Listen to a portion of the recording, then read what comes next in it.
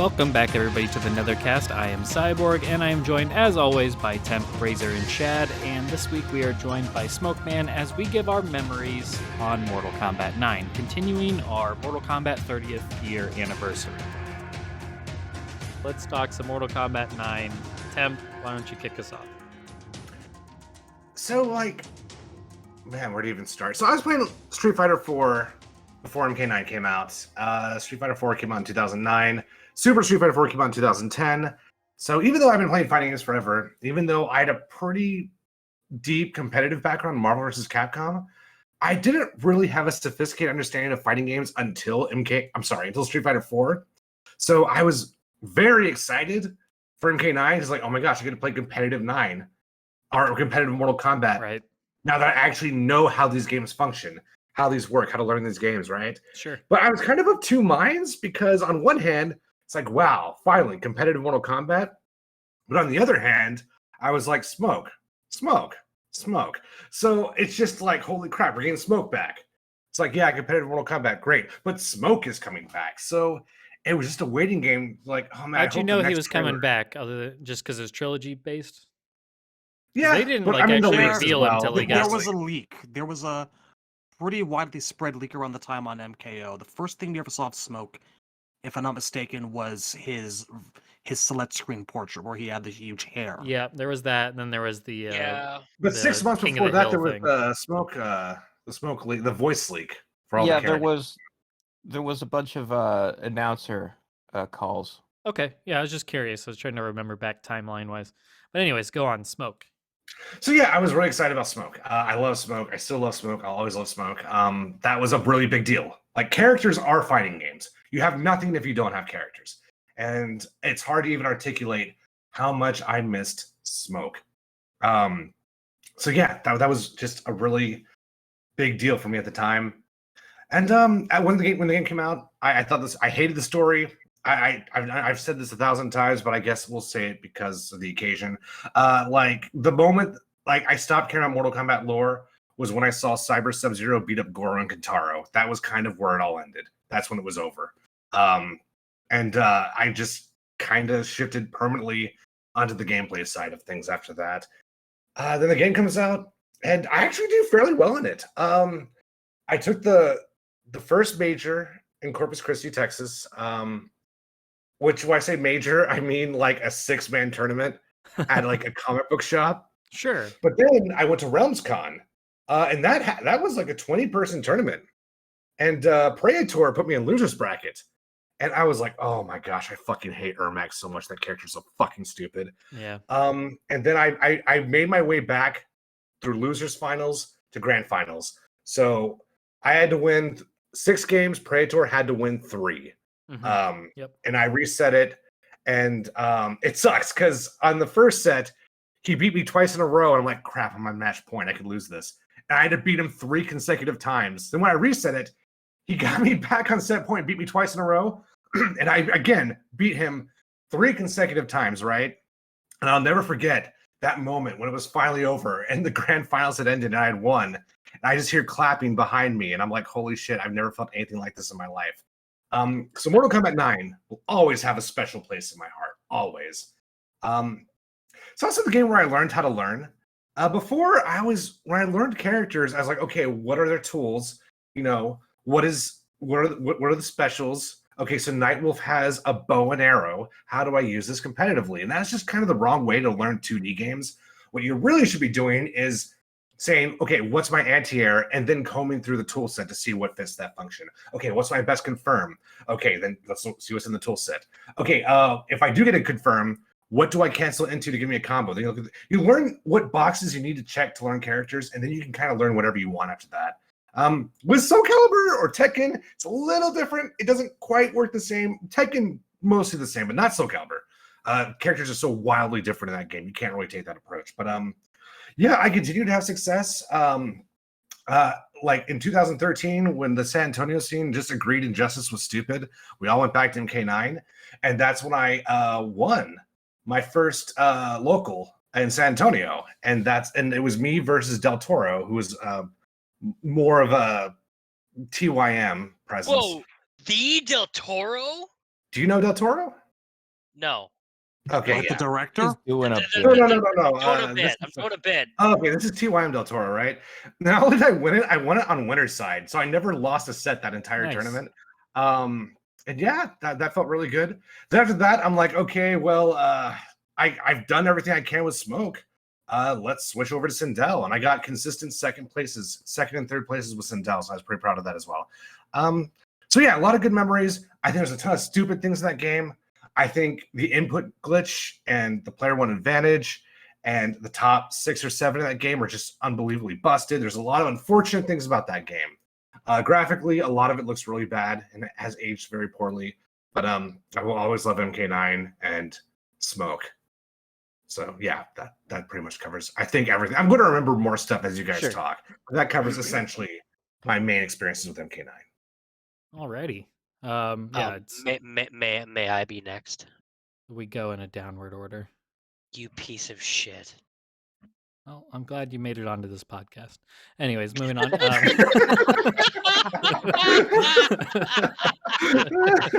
Thanks for stopping. All right. But seriously, MK9. So for me, I have a lot of fond memories of MK9. Obviously, leading up to the game was a ton of fun. A return to 2D was huge in getting me excited, and I even remember on not test your might, on the TRMK. What the hell was the realm of Mortal Kombat? That's right? Yeah, the realm of Mortal Yeah. Kombat. Yeah, TRMK. I don't know why I was struggling with that. Obviously, that was one of the more major sites over the years. Well, I joined that forum in like 2004, and so leading up to MK9 was a lot of fun. I think at that point, I think I was more on there than I was MKO. I mean, I was still on both, but I remember being more active on TRMK around there. Reason I bring it up is I remember like posting all the different arenas and doing like a poll to try and see what people's favorite arena is. Man, that was just such a fun time of like being a fan of Mortal Kombat, because it was a return to the classics. It felt like, in a lot of ways, with the characters, the story, everything. Obviously, the biggest one being the return to 2D, exactly what I wanted. So I was super excited about that. I hadn't like got into all the leaks. I even remember Razor and the thread going through like the entire story mode when it leaked out and all that stuff. Like, I totally have recollection of all that, but I was always one to avoid that kind of stuff. I just wanted to know. I'm always about like knowing who the characters are going to be in the game and what the gameplay elements are, but story stuff I like to keep to until the game comes out as much as possible. So yeah, I was really excited. Unfortunately, that Mortal Kombat curse came back, and God, 2011 was like the second worst of them, just because like in the same week, a relationship ended of like 2.5 years, which devastated me, and it was a bad situation where like a lot of like just yeah, it was just a lot of negativity going on, and then the same week my grandma had been in the hospital with cancer and all that, but it came out of nowhere. Like, it wasn't one of those, had been ongoing for months and months fighting it or anything. It was just like out of the blue, all of a sudden things were found, and it was like, way beyond, like, it was already spread and all that crazy stuff. So it was found late, basically. And so she was in the hospital maybe the week before the relationship ending. Well, the relationship ended, that came out of the blue, and that was shitty. And then later that week, it's like it was one of those situations where I was like in the hospital, and you got to get down here, this is probably going to be it. She couldn't talk, she was on like a tube thing, and all she wrote down on a clipboard is what she had to communicate with us. Was she wrote down to me, she wrote down tough guy, because I was the one that wasn't crying, which obviously just set me off when something like that happens. So I lost it at that point. But yeah, that was rough. And she never did end up getting to speak, because like she tried to talk without the tube or whatever. Um, and that was just it. It never happened. She died right there in front of all of us, and went like, and what was worse is like her mom outlived all of her children. So our great grandma outlived all 4 of her children. She lived to be like 104 or something crazy, 102. but yeah, so that was just like that was a really bitter pill to swallow, and this is like a week before MK9 came out, so that was a big emotional dump to take on. So it made enjoying the game pretty hard after that, with everything that was going on in personal life. So yeah, I kind of fell off face of the earth at that point, like in terms of MK community, because at that point it just kind of like that was tough. But I did more happy fun thoughts. So the game leaked itself. So like I want to say the weekend before it came out, like so a full on week before, a few days before that Friday or whenever it came out, it leaked. And this was back when my oldest of brothers would like mod his console or whatever to where you could burn a game that leaked out and play it or whatever on his Xbox. So that happened. And so he's like, "Hey, I got, I remember it leaking, like the full game." And I'm like, "Can you get this? Can you get this so we can play this early? Because that would be amazing." Because he was one of the ones that introduced me to MK, as he's 8 years older than me. So when I was, first played MK1 back in '93 or '94, I was only 3 or 4 years old. Like, it was because I had older brothers, and we'd play at the neighbor's house. That was the whole reason why I got into the franchise to begin with, was because he was such a big fan back then. Um, so it was cool that he was able to get it. So I played it the weekend before it came out, just like on on the leaked version. I remember me and some of my friends went over to his house and we played tag team. Was like the first thing we did, and it was just so awesome and exciting to do that. And like I said, this was during that really rough time because I was only like a week before. So being able to have that in itself was pretty cool.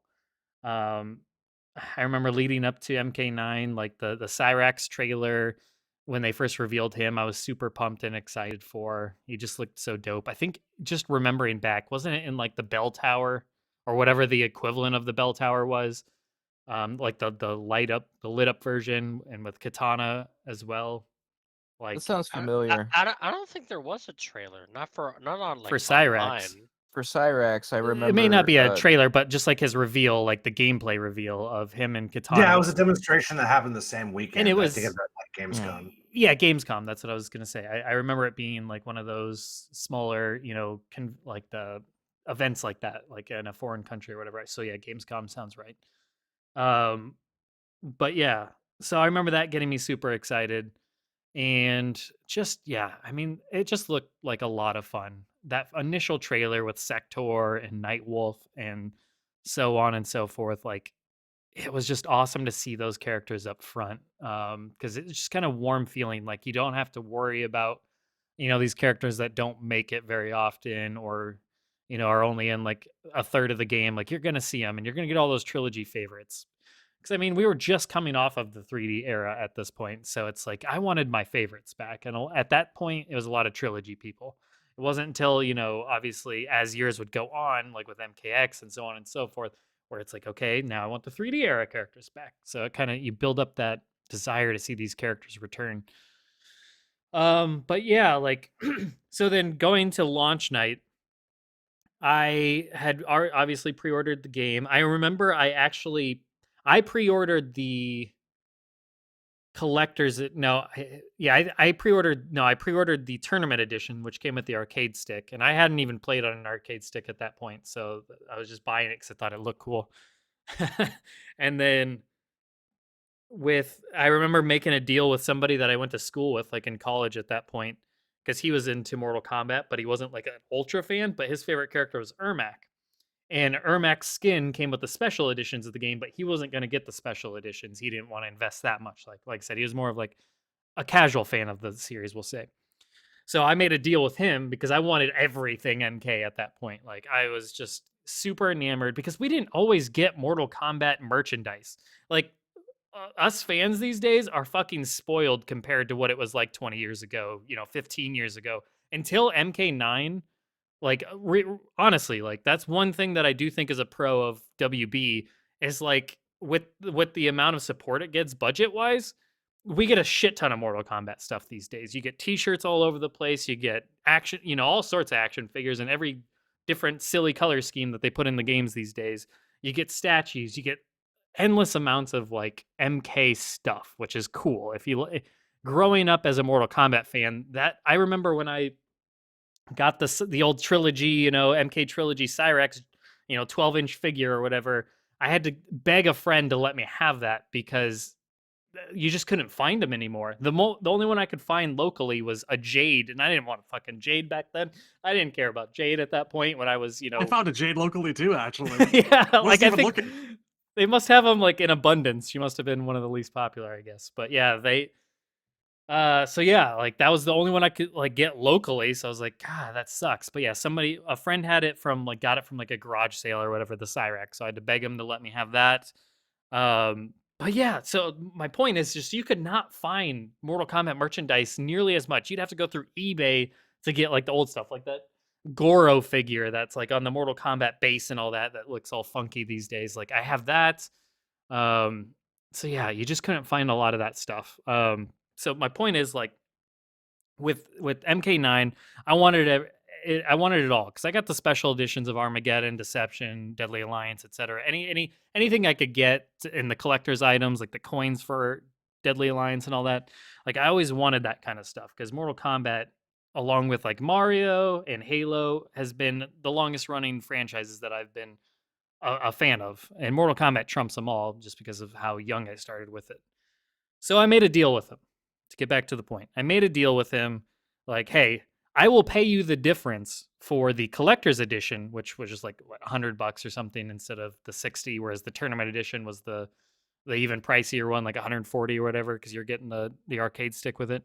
So I'm like, I will pay you the difference, and that way you give me the bookends, the Scorpion and Sub-Zero bookends that come with the collector's edition. And for you being cool and whatnot, you can keep like the Ermac skin because I'd have already gotten it from the tournament edition anyways. I didn't need the extra one, so it was like a win-win situation. So that's how I got all the stuff for MK9. I was super excited about that. I love the strategy guide, the like the special edition, the hardback one. I thought was really cool. I remember them putting out like all the characters like in that hardback version. The things are wrong, like the inputs or the combos or something. The special moves were just like there's a lot of incorrect information. So you had to contact God. What was the company that did these things? I think was it Brady Prima, Games? I think it was Brady Games. Brady, yeah, Prima or Brady. So It was must have either been Brady. Prima or Brady, yeah. I And can't then remember. so you had to contact them and say, yeah, I ordered this. Like, I have a copy of this. Can you send me updated information? So they sent out like all these like laminated like slips basically for all the characters redone, which was nice to get those in the mail eventually. It took a while, but I put those in the arcade stick to keep them because those were pretty cool. I remember winning a contest like online to get the fatality T-shirt that you had to go to like E3 or wherever it was when it first was being shown off.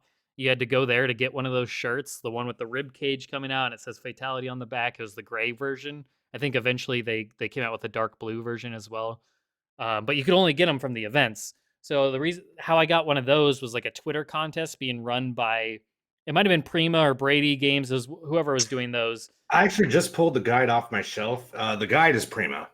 Okay, so Prima Games. So they were running one on a contest on Twitter, like the biggest fans. Like you could enter in, like you just had to explain to this guy on Twitter why you're a Mortal Kombat fan, and he would choose 3 people to win prizes or whatever. So I had explained like kind of like how I just did about how like merch has always been hard to find. So at that time, I don't think I had a Mortal Kombat shirt. So he gave me that one. So I was like, that's awesome. I got that sweet Fatality shirt that you had to go to E3 or whatever to get. Like, that's cool because at that point I was 21 and I had never been to LA, never even imagined going to that. But that was always a dream of mine to go out and like go to these Mortal Kombat events to be able to experience the game and meet the developers and do all that. That was always a big thing to me. I think because I was just such a young Mortal Kombat fan growing up. It was just such a like, how does this even seem possible? Like that was always my like dream for me. So getting that shirt was cool. And then to launch night at the GameStop, midnight release or whatever, GameStop, they had it was like an unofficial tournament. Like it wasn't like official like bracket put together, but it was kind of like you would all fight each other, take turns fighting each other, and then whoever won most or whatever got something. So I ended up winning a copy of Mortal Kombat 9 on PlayStation, even though I was getting the Xbox version. So I wanted an extra copy of the full game for PlayStation. So I gave that to my brother just because, he's a fan as well. But yeah, it was good times, man, in terms of just how much fun it was to be. I felt like to be a fan at that time, story aside, obviously, as I would later find out. But I was just enjoying it. It was such a fun, like, it's always the Mortal Kombat experience I'd been waiting for so many years.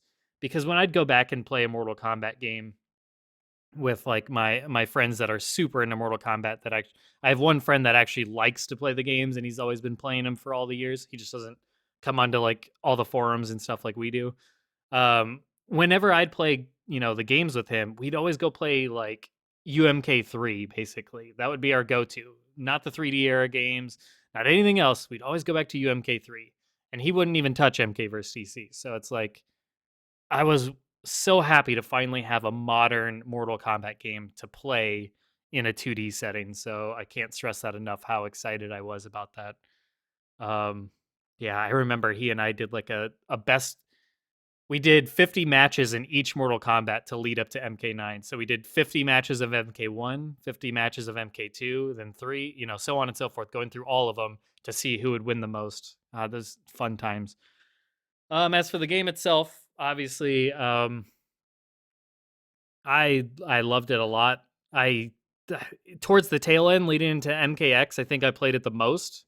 Just because, like I said, I didn't have the community to play with. Like as a non-competitive like tourney scene guy, I didn't go to any of that stuff.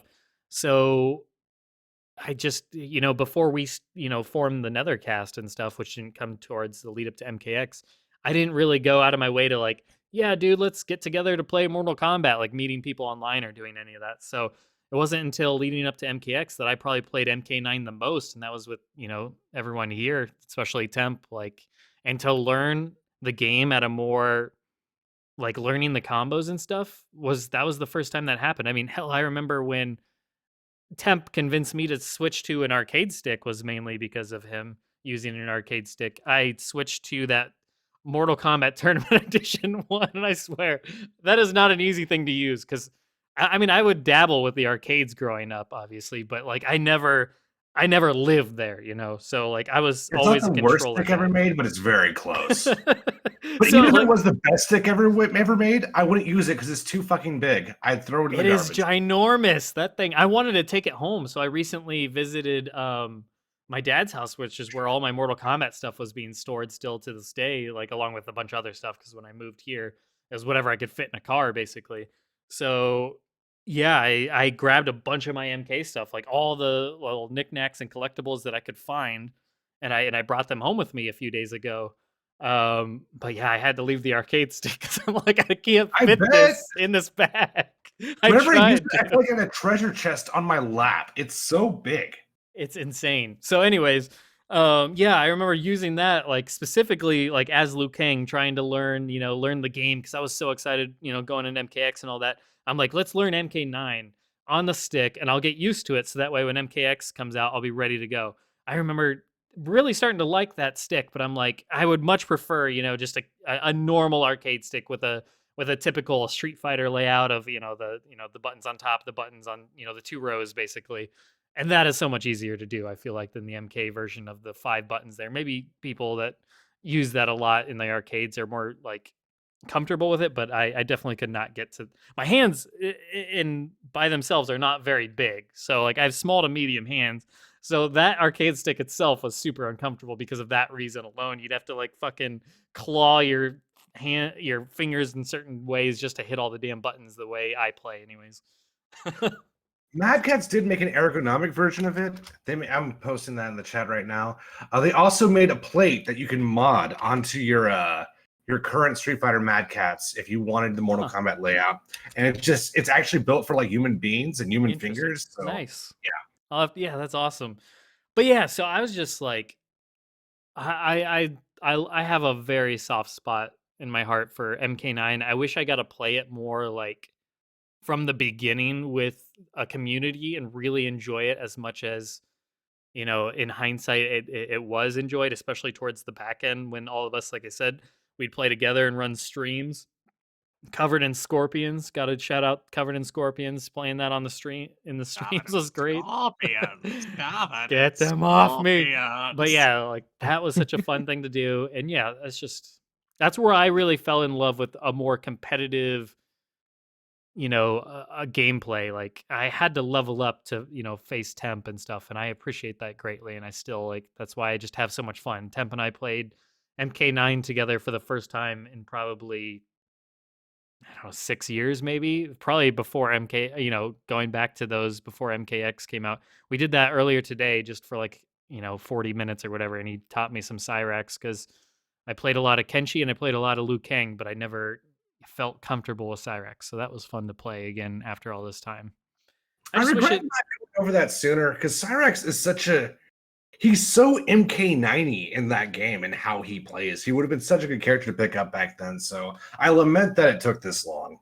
Yeah, I mean, yeah, Perfect World MK12 is like MK9/2 with a little bit of X thrown in there, and then we could just and Cyrax is in there, and it can finally really have that time out of the gate. But yeah, I agree. It would have been nice back in the day, and that's kind of what I'm alluding to. Is it would have been nice to play 9 straight through for all those years as a community and do all those things. Man, it's a missed opportunity that they haven't brought that back as a remastered version, at least with rollback netcode and all that. But so we could all enjoy it together with crossplay and all that. That would be awesome.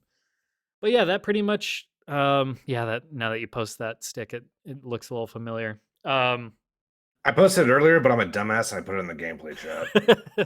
but yeah, I think that no context Mortal Kombat stick. Temp is converted. It was well received. They're all big fans of it in the gameplay section. But yeah, as far as I'm trying to think, MK9, any other memories that stick out? I might think of more, as you mentioned, Temp, as people talk, but that covers the gamut for me for the most part. I wasn't super at the time, wasn't super disappointed story wise. I mean, I've never claimed to be a hardcore lore guy. I've always claimed that Razor's probably forgotten more than I've ever withheld of the story. So when MK9 came around, a lot of the shit that they changed, I didn't even know they changed. So if anything, I've only learned more just talking to all these fine folks about that sort of angle. So I appreciate that. But yeah, that covers my MK9 memories, I think.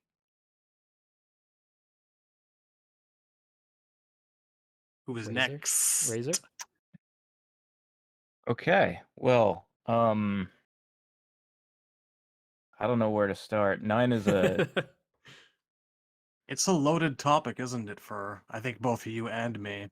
When I think of 9, I sort of imagine a relationship where you broke up with a girl because she started doing drugs.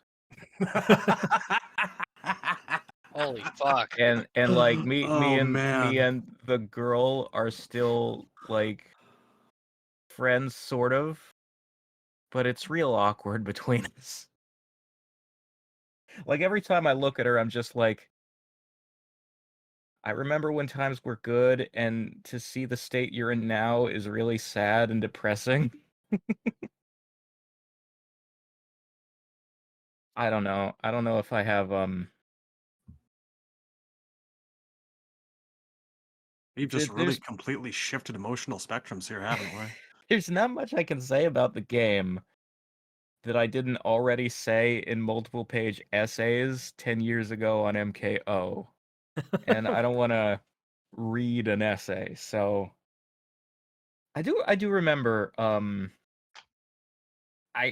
don't remember the exact dates, what the length of time was from when they announced the game to when it finally released, but I do remember the first 6 to 9 months being really excited for it and optimistic, because I've always wanted a real good retelling of MK1 through 3 with a story mode and cutscenes and stuff, and I was sort of under the impression that whatever they were going to change the timeline was going to be solely for the purposes of tightening and improving on the continuity, and not, just Ed going, what if Sub-Zero was a robot this time? That'll be different, and different is exciting. Even though he did say in an interview beforehand, like, didn't he allude to, what if one of the Yeah, characters is he a did. cyborg? Well, that's the thing, He is did that the tease point it. where he alluded to that was like 3 months, maybe a little more before Right. release. So most of the dev cycle, we were getting the very slightest teases, and people were still debating, like, do you think Stryker will even be in, and that kind of thing, Right. And then as it got closer, we found out Cyber Sub-Zero was going to be a thing, and from that moment on, it was all downhill. Trophy leak and script leak, if I'm remembering right, very close Yeah. to each other. Yeah, that once the script leak came out, and I was the guy who I wasn't the first guy to find and post the leak on the board, but once it was out there, I was the first one to like make a thread where I was, reading everything and posting about here's what happens, here's all the bios, the leak was in the form of a raw ass notepad file full of computer data. I remember I that. remember that. Was that like And- all the subtitles and shit? Yeah, it was all of the bios and endings, and then it was all of the subtitles for story mode. But obviously the subtitles don't have the character's name in front of each line of dialogue. So as I was going through it, I was trying to guess from context who was talking to who and what was going on. Yeah, And I was remember, able to parse. I was able to parse that that Nightwolf would die, that Kung Lao would die, and that Kitana would die. But I didn't, figure out the whole ass massacre scene at all.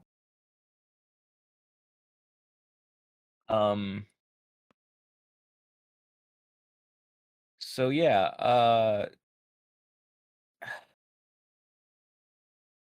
I don't know. I said a thing last episode, the Q&A episode, that the games with the best gameplay have the worst story, and the games with the worst gameplay have the best story. And that's the problem with this fucking series. There can't be a 10 out of 10 because everything gets something radical wrong. So it's a series of straight down the middle 5 out of 10s. God, And I it's hope 12 has really great gameplay. Sorry. for goddamn the frustrating. Story, guys. We need this gameplay. I mean, I'll take both. I mean, would both, like yes, both would be things to be great. done. Wouldn't it be Both- great Both if, would you be know? nice, yeah. Break the pattern. But yeah. Oh, I do I want will to stress say one that- point. Tag was awesome. I don't Yeah, think Tag was any of us stressed amazing. that enough yet. Tag is my favorite thing. I love the challenge tower. I think it's a brilliant idea Oh, that yeah, they good have call out. completely failed to bring back in the Yeah, that is so next strange. 11. It was so cool. The only disappointing part about it was the fucking reward. Oh, they teased that reward so hard and thought it was like made it out to be the greatest thing, and then it's just Flesh Pits Molina. Like, There's- fuck. There's a spectacularly bipolar feeling to 9 for me, where like, take the costume designs for example. Half the characters in the game are wearing just really strong renditions of like, this is what they had on in MK2 or MK3, and we've, up-resed it. Like Johnny Cage, Raiden, Kung Lao. And then there's characters like Kitana and Scorpion who look nothing like they did in the trilogy, and it's like, literally that you designed a costume for a new game and not for a retelling. I was so happy when those fucking alternates came out. The And- MK2 outfits. Oh my god. That's sort of like the feeling, the tone, and the flavor. Like when I think of MK9, half of my thoughts are it was the first one that didn't feel like MK, and half of my thoughts are it's the last one that did feel like MK. Because even little things like MKX was the first one to debut that fucking one eyebrow dragon logo that I goddamn despise. It's like ever since then, the aesthetic has been off. It hasn't felt like the MK universe. Like at least 9 had the right logos and the right stages, And the and it color. didn't try to have a single color UI. Like there are green health bars with yellow names in them that turn red when you take damage. Like I miss Mortal Kombat at least looking like Mortal Kombat. Like the story may never be right again. But can I just get the aesthetics back, please? I like it. I like that we're finally like brass tacks. Just give me this, please. Yeah, it's like I'll take the little things I can get. Sure. And I think that's an important one. I don't think that's necessarily even a little thing. Like just looking and feeling like Mortal Kombat is so important. Like we've talked about recently on the Discord and stuff, and I know I've made a video on it where it's like brand identity. What is Mortal Kombat? Like looking and feeling like Mortal Kombat and being uniquely specific to that look and feel is so important. And Yeah, the moving away from it minimalist. music wise, visual wise, character wise is just very strange and muddy Yeah, in those waters. these solid white or solid yellow AI or UIs where they try to take up as little of the screen as possible with them. And you don't have the announcer calls, like you do an uppercut and it doesn't say excellent or outstanding anymore. Right. There's no sound effect when you hit danger, and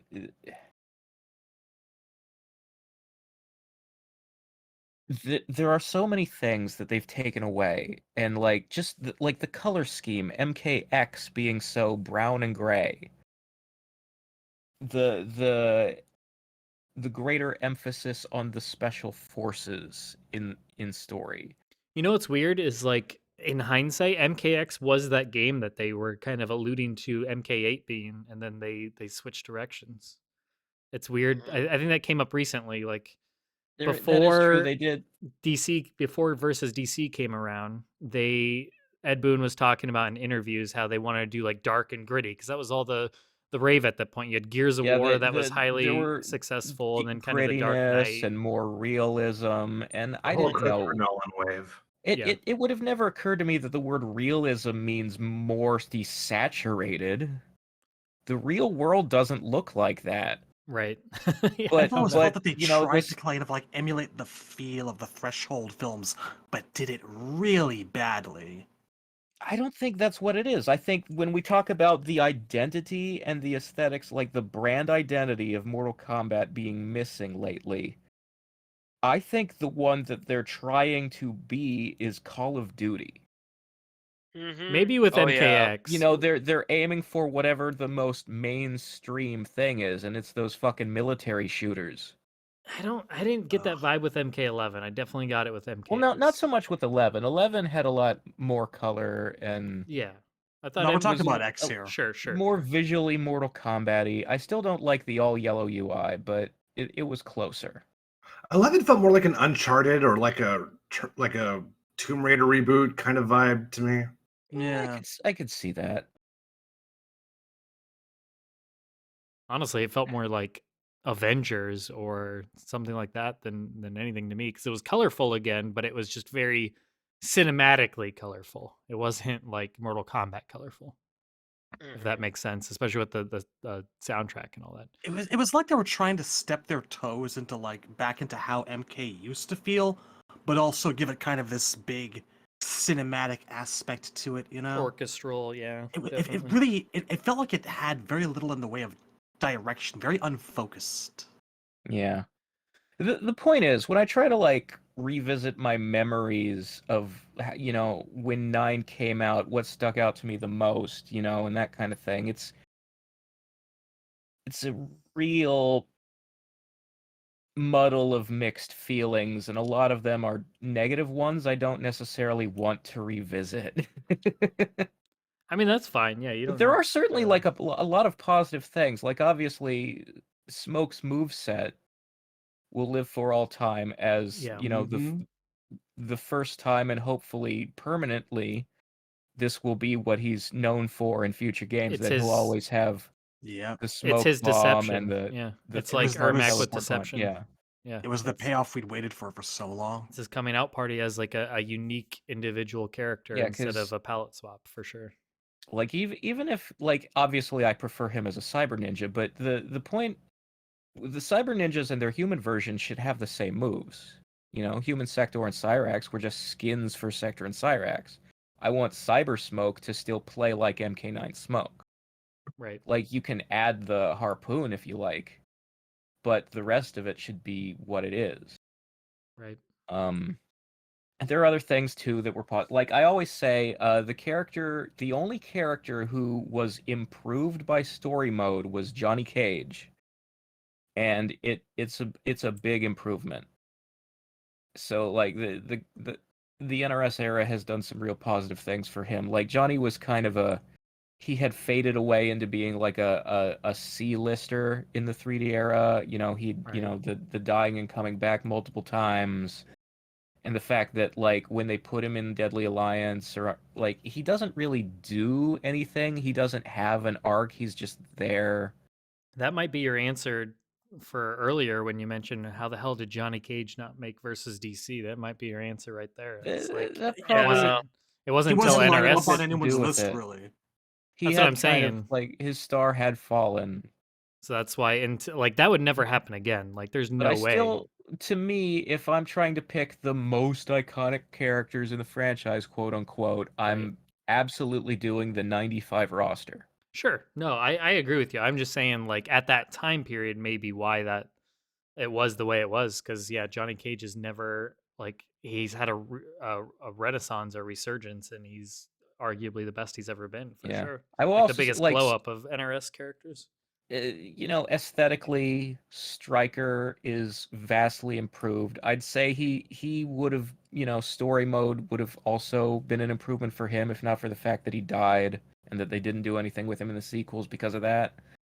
I mean, he feels like he should have been an X just from an aesthetic standpoint. Like those so special forcey shooty bang bang focused city Well, that's the focused. thing. They gave all his moves to Cassie. Like people talk about the combat kids being copies of their parents, but Cassie's not Johnny and Sonya.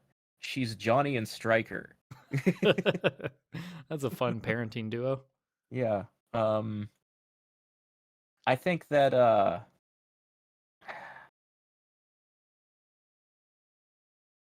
I don't know. There are these little things that are like this is nice and that's an improvement. And like I really like how you know Kenshi and Rain were treated as DLC characters.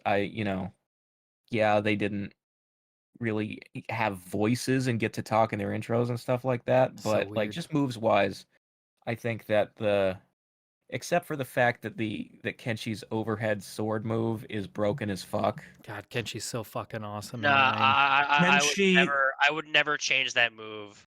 After That Kenshi is came out, I should stopped always trying. That's because you're a I was cheater, just- Smoke I Man. was done. When Kenshi came out, no, fuck online. I'm finished. God, That's he's it. such a dirty bastard, but God, he was so much fun to play. But yeah, I get it. There's certain characters that are not fun to play against. I would say Kenshi's up there, Noob Saibot's up there, maybe Reiko in 4. Like, it's just that teleport fucking slam they both shared. Who else? Who else I mean, is on the fucking I would asshole happily list? add Smoke to that list. Smoke is obnoxious because he has an overhead that leads into a full combo. And if you're a tournament level Smoke player, you're probably doing the reset for 80% damage. And if you block the overhead, it doubles as a tick throw setup. And then he wins all trades because if you trade projectiles with him, you get hit, he gets hit, but he also gets a combo.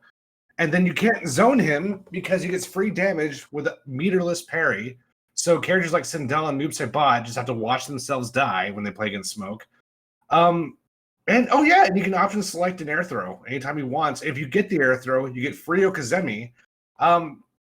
He also gets free Okazemi on Breaker. The character's so fucking stupid. So You know Yeah, what? other characters to add to that is solution- Ermac, solution to Jade, half of what you're Cyrax, saying- Cabal.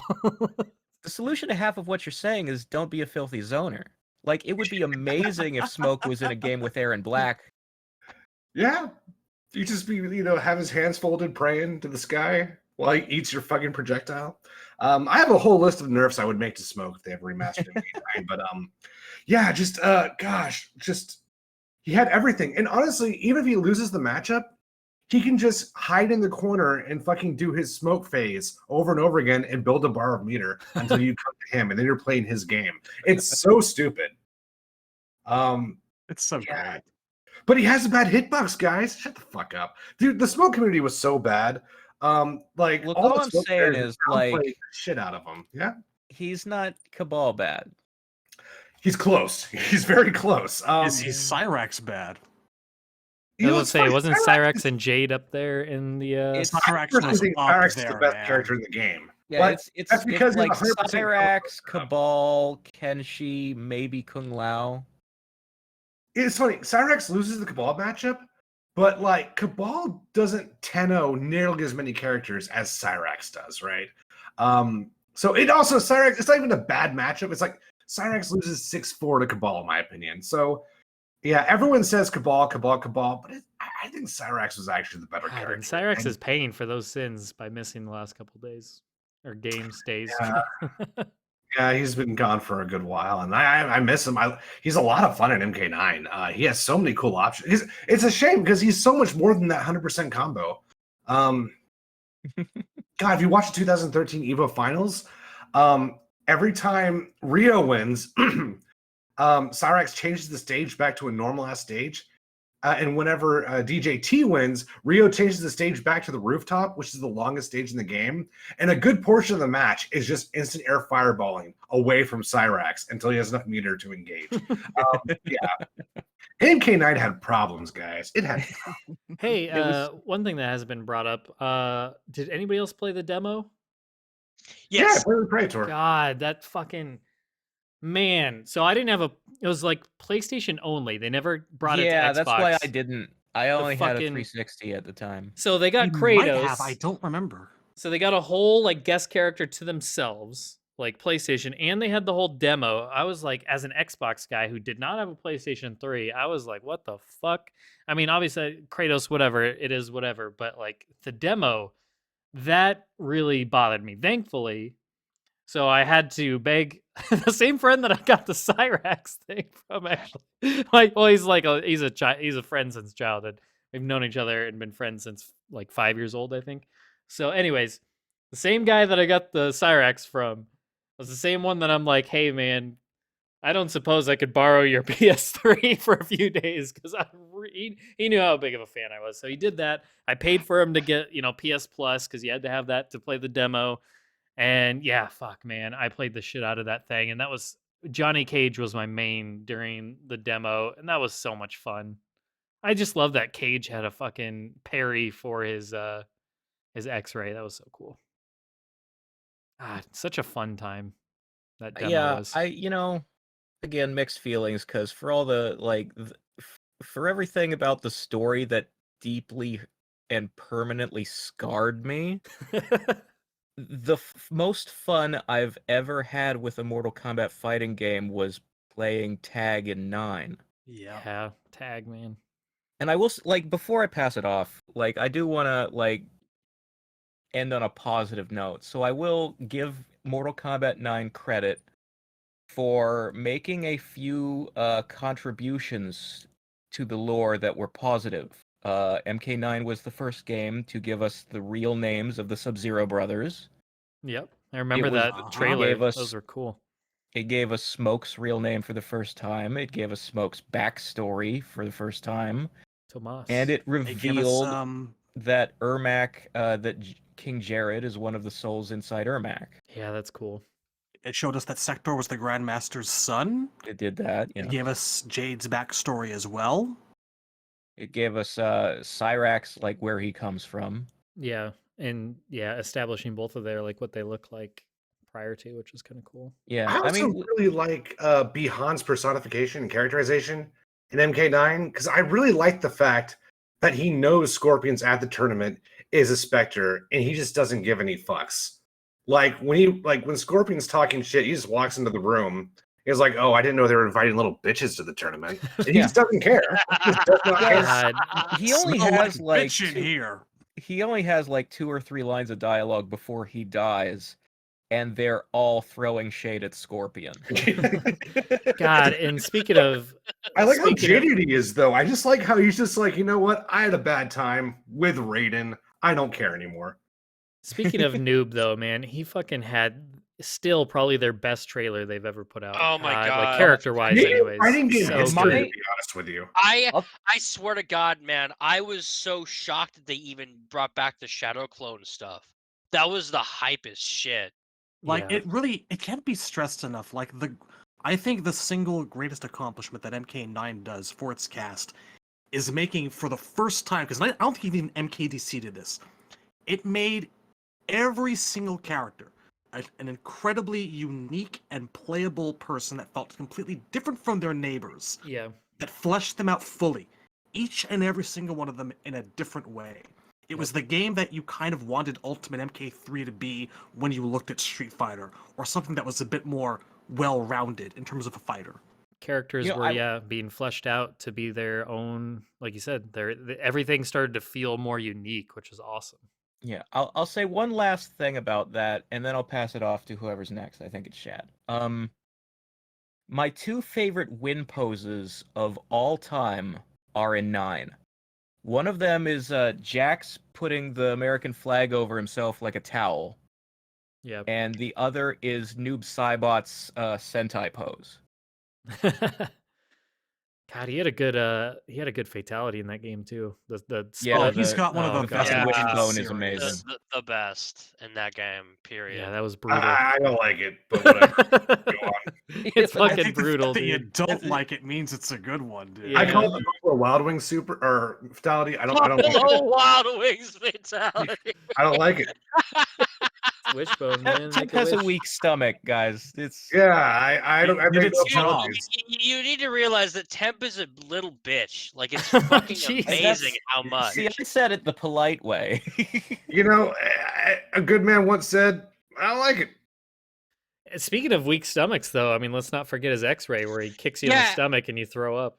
Oh, I the remember that leg being cue. I controversial. like that though. That was cool. I always thought remember- that was unnecessary. Like, I don't need vomit in a game. Like, I understand that there's gore and adult stuff in Mortal What- Kombat, but I just think vomit doesn't feel like adult to me. It feels like a Lowbrow. joke that doesn't land. Yeah, Yeah, it's like just fart toilet humor. It's, I don't. I mean, that's Bo Right show. It a never lot. really felt like humor to me, though. Like, Well, yeah, I don't that's the know. thing. I Like, think there's I not actually- there's not a setup and a punchline to kicking someone so hard they throw up. It's just There could be. why is it throwing up? I don't understand. Well, it was not the first time this had happened in a game. Street Fighter 2 had been doing that. People forget about this, but when you punch someone in Street Fighter 2, sometimes they would just straight up puke. And I Yeah, think that's why I actually Do kind they? of... Yeah. It was just totally forgotten once they moved to the Alpha games and the 3 games. They I left don't that in the remember that at past. all. Yeah. They would puke in Street Fighter 2. And I think that I kind of appreciated that as kind of like, maybe it was unintentional, but it was like a callback to this really long forgotten aspect of a fighter that was just gone for good. But here's what I want to know. Did it need to leave a stain on the leg? Yes. That's the part that bothered me a little bit. I'm like, I mean, I guess that's where the So here's comedy comes here's into the play. thing. Here's the thing, though, is like Stains. aside all concerns of like whether or not it's funny, whether or not it's trying to be funny, whether or not it's appropriate or pointless. I would not put something at all in a game where something comes out of all the characters' mouths when half of my roster wears masks and the masks aren't coming off. That's true. Yeah, it would be gross. It's I not, would yeah, try I mean, to avoid clipping and like logic issues that are right in front of your face wherever I fucking can. It's a funny picture. Oh wow, they did. I don't Here's remember what's this saying at all. All battle damage was like shit in MK9. Oh It's yeah, all the battle that damage is break the and turn. dumbest. Yeah, hate we ugliest gotta fucking talk about. feature. It was the worst with Cabal because it's like 1 or 2 hits to the face, and he's like, "Oh, okay, Cabal's gonna die in 5 Well, no, the worst minutes." is Cyber Sub because a single hit and his head plate comes off and you can see his see brain. fucking Yeah. brain. It bothers me that Cabal's mask is just broken, and now it's just like, what the fuck? In addition to battle damage, we'd be remiss not to mention what we kind of alluded before, and that's just like I feel like the females got to the point where it was just like, all right, this is a little kid designing this game. As Like, a this teenager, this it is didn't bother me as much, but There's a lot of titties going on. Like even Um, Sindel's costume redesign is here's her MK3 outfit, but with cutouts so you can see more of her tits. Remember when and she was like- naked in the it's just- desert? and It's like- just an unnecessary change. and Smokeman mentioned earlier with like Sonya's vest, she's literally not wearing a bra or anything underneath. It's no, just her it's vest just over her tits boobs. over this fucking military vest, and it's fucking awful. Then you It got looks like like this- Melina like and the a fast jiggle canvas physics that would chafe the shit out of her nipples too. I swear- Melina swear is to the God. only one that should bother no one, but everyone else. Yes. Yeah. I genuinely I- think Melina's 9 costume is one of Melina's best costumes. Like it really Period. looks Yes, fitting on I her. love her costume in 9. But we talked about how you can see her nipples in the versus DC. If Yeah, you Sonya. look if you look at the battle damage model in the model viewer for Sonya, you can totally see like some coloration there. Oh Like my you can God. see her fucking tits there, like straight up. Visible areola. Yes. I'm probably somewhere in the middle on this. I'm okay with the sexy costumes if they look cool. I've always defended Jade's MK9 costume. I genuinely think that is a good costume. I just think Um, it's inferior to the Deception version of the same idea. That's all. Yeah. I I'm need not- both. I think It's there's not the deception, everything else. Then Yeah, I want to be clear. Like, I mean, obviously, this has been hotly debated more so recently with like MK11 and the pendulum swinging maybe too far the other direction. Like Shad said, when you have extremes on both sides. My point, I guess, is not to not have sexy costumes, but it should be fitting for the character. It should not go against that character's personality, like with Sonya and like some of the more egregious examples. But it also should be done like in a tasteful way. There's nothing wrong with sexy. Make some of the dudes sexy, whatever. That's perfectly cool. Like Reiko and like stuff like the ones that feel like it fits. sexy Reiko. Well, I mean, like Reiko with his shirt off and ball No, buff. I hear you, brother. Yeah, I I got have pointed Like, out I'm in the just saying. past that there is more feels like internet I'm wearing nothing at all. Nothing at all. And Here's smoke the and stuff. There's sexy certain Reiko. ones that There are like more is- sexualized. There is more internet porn of Kano than there Okay. is of the girls. This is- Why do you know this? Yes. I don't know. Why would Why I would not have anyone know accidentally this? stumbled upon it when I searched the internet for Mortal Kombat? You know, just Googling. Can we Just move Googling. on? Razor, don't we got to wanna be talk about part the of this 34 rules that conversation you need to anymore. respect. But seriously though, like my point was like it's cool if you do it for the women, the guys, it doesn't matter. It's not like a sexist thing, and it's definitely not a like I just think there's a happy medium with all of them, and it should make sense for the character. Certain characters, it's fine. Certain characters, it's like, is this really what this character would do? It doesn't make any sense. It feels if it feels more like the developers doing it because they're horny and maybe sex deprived and all that, then it doesn't. Then that's not okay. If it feels like they're doing it because, like Tem said, it's a cool costume or it fits the character, like Melina and their personality, that she's using her sex symbol, like her or the rest of her body to distract you from her face. Like that makes a lot of sense. Like there's a way to do it right and there's a way to do it wrong, is all I'm getting at. So I think MK9 was too far into the dead alive territory where it was just purely like the jiggle physics and all that. And it's just so outrageously just blah. And so I think there's just a, I was just gonna say, I just think there's a fine balance. I think there's two things, right? Like because there's costumes and there's body proportions, right? Like when they change proportions to appeal to like sexually to a demographic, Sure. that's a little weird. For any reason, I do not like changing faces or body types. It's very distracting, takes me out of the experience, right? So when they augmented some of the girls unnecessarily, You yeah, mean that's like upping boob size or lowering them? up, I mean, up, you- both. it's Honestly, kinda- both. Tell you the truth.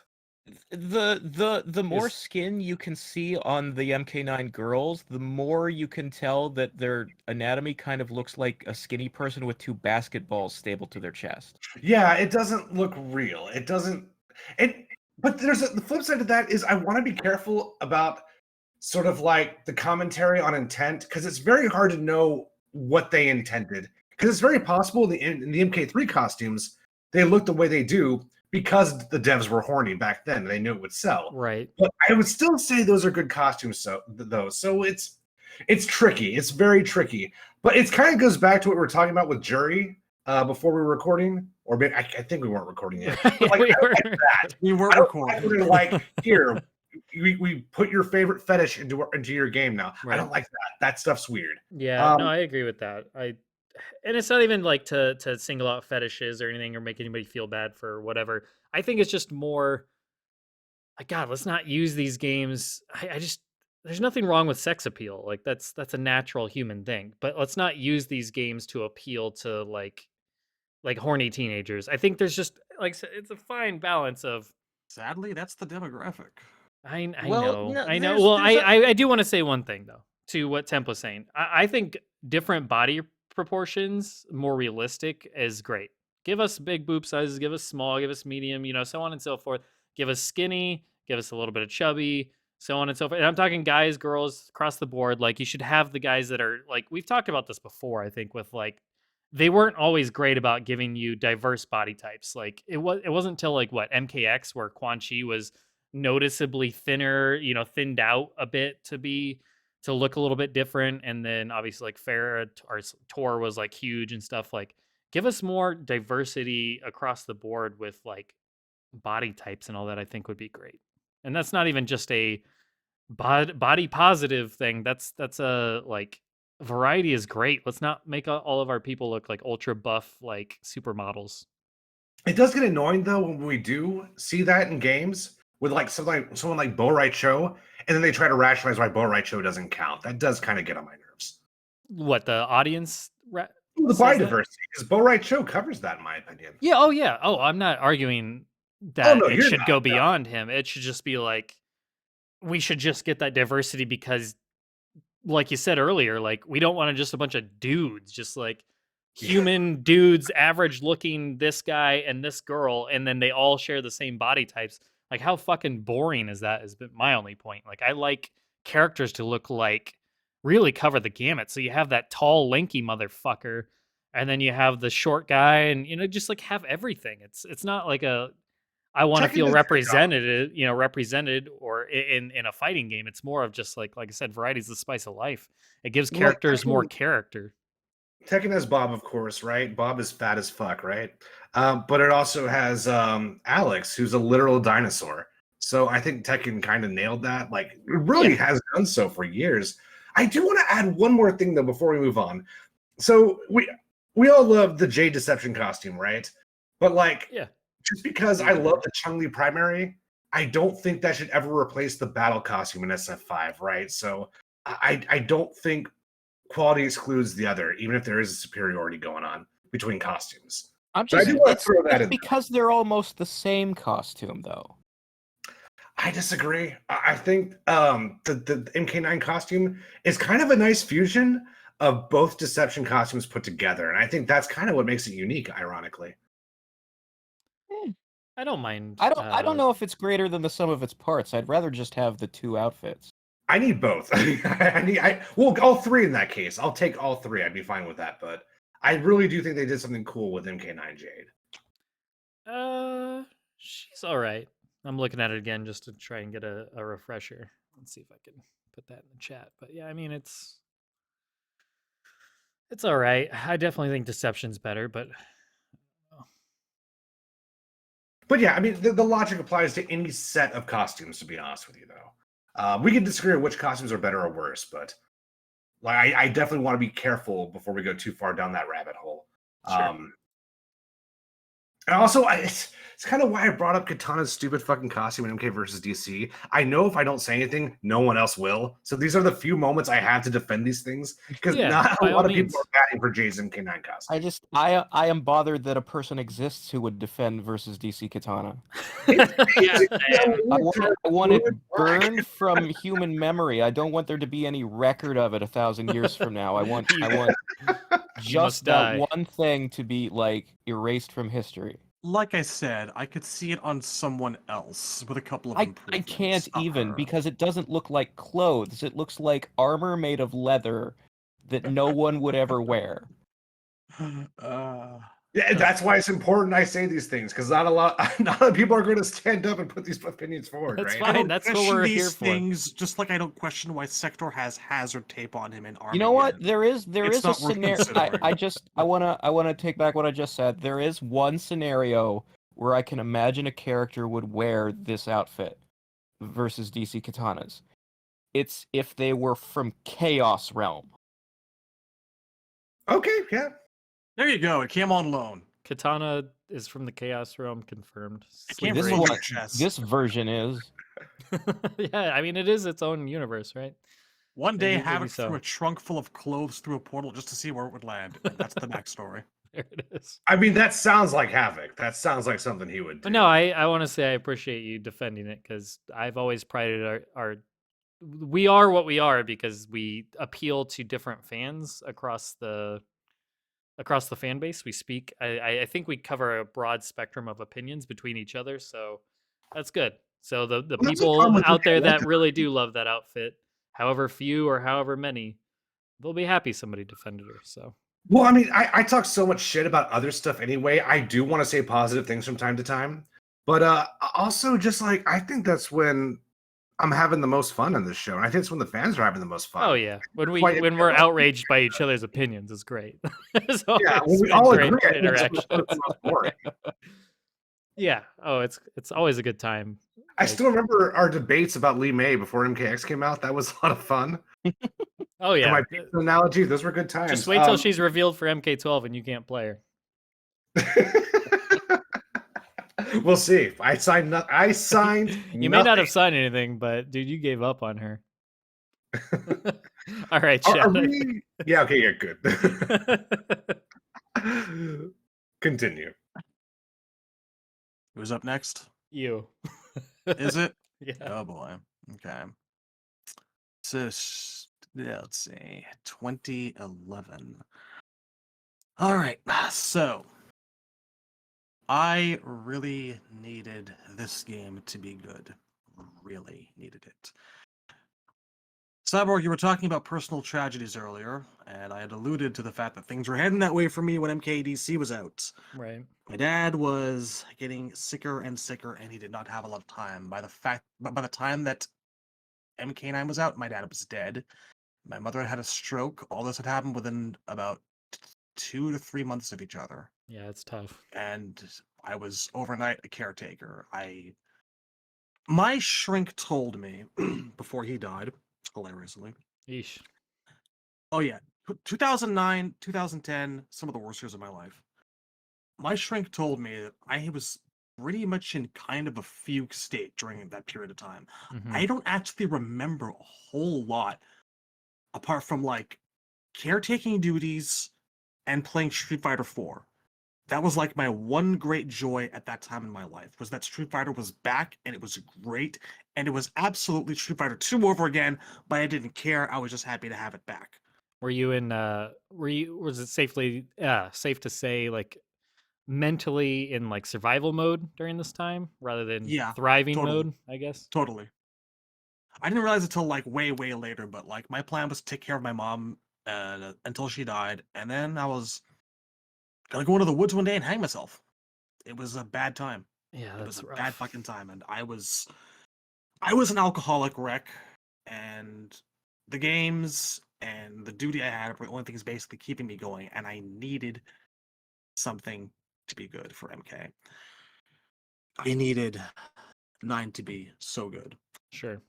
And details start coming out, and I keep like, this is after the merger happens, after the acquisition, and I'm really fucking nervous, Mm-hmm. But I hear good things. Things seem to be shaping up well. The trailers come out, and a lot of my fears seem to be assuaged. Like, this actually looks like it could be like one of the best MK games in a long, long fucking time. Right. I went to a tournament the night before release. While I was there, I had pre-ordered like the collector's edition with the arcade stick, or no, the tournament edition with the arcade stick and the collector's edition with the bookends and the Right. art book and shit. I had all of it. I even pre-ordered the fucking Prima Strategy Guide, which was terrible, which I Right. later got the cards for. So I didn't even sounds open similar them. to me. Yeah. No, seriously, I still have them. I never even opened up those cards. They are still in their laminated plastic package. Right. I wanted them because I felt like I was owed them because fuck I you, mean, Prima. yeah, they You fucked did it a up. bad job. Terrible. But no, I went to a tournament the night before release. Pat from Super Best Friends was there. I think Pat's always hated me, and he hated me more that night after I beat his ass. He tried Reptile, but no, it didn't That's work. funny. Who'd you I play? got really. I vacillated. I went back and forth with a few people. I was just feeling really. I was in love with the game kind of right away because it felt like I could take everything I remembered from UMK3 and Right. kind of put it to use. I remember that I went through Smoke, who I found weird but really exciting. I knew I was going to play a lot of him. But Sector was my mainstay for most of the night. And I did really well with him. I cleaned the fuck up. Like, I feel like most people there were like primarily Street Fighter players who kind of didn't really get the whole block button thing. Or I don't know. But I felt like I had advantage, and I should have stuck with Sector, but I got cocky. I tried to work the crowd. The crowd that was there wanted to see as many people as possible. So I This was is like, hilarious. Johnny, Lou, Sonia, and I took Johnny for the last round, which was against a Scorpion who really knew his shit. He knew how to turtle and zone out, and I fucking paid for that. I should have stuck with Sector. I might have actually won. It's so funny that you say that because that is almost identical to what happened to me. I had the advantage of having played it like the weekend before, so I already played the game ahead of time. So I had that advantage going in, but like I was playing Cyrax and mopping up, but then did the same thing where I was mixing it up for the crowd's sake. So I random selected and got Sindel, and I got my ass kicked in that match. Like I remember trying to highlight people and gauge their reaction. Like, who should I pick? Who should I pick? And I remember looking up at Pat's rolling his eyes like, oh, pick a fucking character. That guy's always hated me. I never really got why, but maybe I do now a little bit. I don't know. Anyway, so Well, Pat hates people in general. That's kind of yeah. his name is Angry Pat. He tried Reptile. He wasn't bad. But my Sector was better. Anyway, I also got a couple of those sweet gray MK shirts that night, and for second place, I got a copy of the collector's edition. So I'd already paid off the collector's edition and the tournament edition. Like, I'd put all the money I'd had for the prior month towards copies of MK9. Right. So for a long time, I had 2 copies of the collector's until I finally sold one off for Nice. $110 or something. Cool. I still have the tournament edition stick. I want to use it more than I actually did, but it was fun to actually pick it up and dunk around with it for a bit. I'll probably never get rid of it. I mean, it is cool. Right. I still think it looks cool. I'm still proud to have it. I'm still happy to have it. Yeah. It felt right. After all those years of not having touched an MK arcade machine, it felt right to have that 5-button configuration plus the run button shape in my hands again. Yeah. Something special about that tactile sensation. So anyway, around this time, I remember I was also on I was on Mortal Kombat Line as well around this time. And Razor, you brought up this thread that you made earlier about the script leak and the trophy leaks and all this. And I remember, I remember hearing some of this, hearing about the stuff that Kitana dies and Nightwolf dies, and I was like, you know what? I'm going to make the conscious decision to cut off and just go into story mode myself and experience. I don't want to spoil anything more. I'd already looked at the trophy list. I knew Quan Chi was in there. I knew something about a Cyber Sub-Zero. I was kind of prepared for that.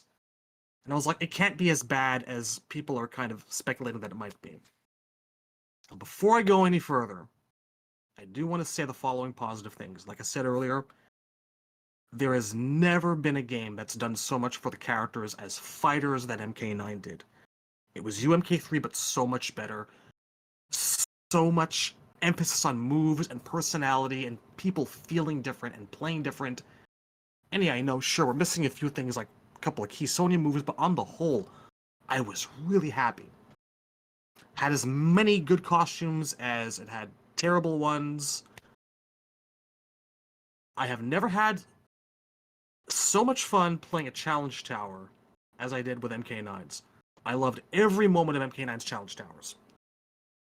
The fucking Ermac against 4 Goros fight. We do not think this is very fair. Fucking Reptile disguising himself as a cyber ninja. Johnny Cage becoming meat. A lot of that. A lot of like the fucking ridiculous, silly MK humor that I loved was in that Challenge Tower, and I had a blast going all the way through it. Was the reward of Melina wearing a ribbon worth it? Absolutely not. Good lord, no. It didn't even look good. I regret everything. No, it's a terrible looking skin. Yeah. I mean, I regret that last fight. I regret that man. last goddamned awful fight where like You it know, was like you know what's all interesting? the bosses and Melina herself, and I- somehow Melina was the worst one. There were like tokens or a money amount you could use to skip certain fights in order to get the reward. Yep. I skipped the finale. I don't blame you, but I didn't. I didn't either. did- I didn't skip it either. And I also I'm an impatient like person. So like every time I'd lose the fight, right? I'd press start and then restart, like retry basically quickly. Like I'd do it as I fast do as the possible same because thing. I didn't know this until way after the fact that the fight gets easier after you've lost so many times in a row, but you have to let it play out. So like it Yep. has to Yep. go all the way to Yep. its own retry screen a number of times before it'll get easier for you. I didn't know that, so I was just pressing start, retry on my own, so it kept doing it as if I never lost. So it was just constantly that fucking It ultra was hard always at version of it. maximum difficulty. Yeah, it was already it was Awful. always on maximum till I think I cheesed it with Jax. I think he was the character to do it with his wave shit. So, but yeah, I think I beat that fight. challenge with every character. Nice. Kudos to you, sir. Fucking man. I thought shit was fun. Oh, It was fun, but it was also absolutely fucking maddening. Yeah. And I didn't skip a single fight in that tower. I did it all, and I'll never do it again. Yeah. I want to say that 9 is also the last time I think I had a lot of fun with a crypt. Minus that fucking jump scare that I know Razor hates. I hated that shit too. Like, after the first time, I laughed. After that, it just became annoying. So I just played through it with the volume turned down. And that made it fine. Every now and then it's like, blah, bat person. Didn't Okay. somebody Yeah, Razor, didn't you so put like I- a sheet of paper or something over Yeah, yours? I got through the crypt by muting the TV and putting a sheet of paper over everything except the bottom, so I could still see the letter and number of Beautiful. what tombstone I was on. I love that I remember that detail. And you probably haven't mentioned that So- for like years, and I still has stuck with me. Yeah, yeah.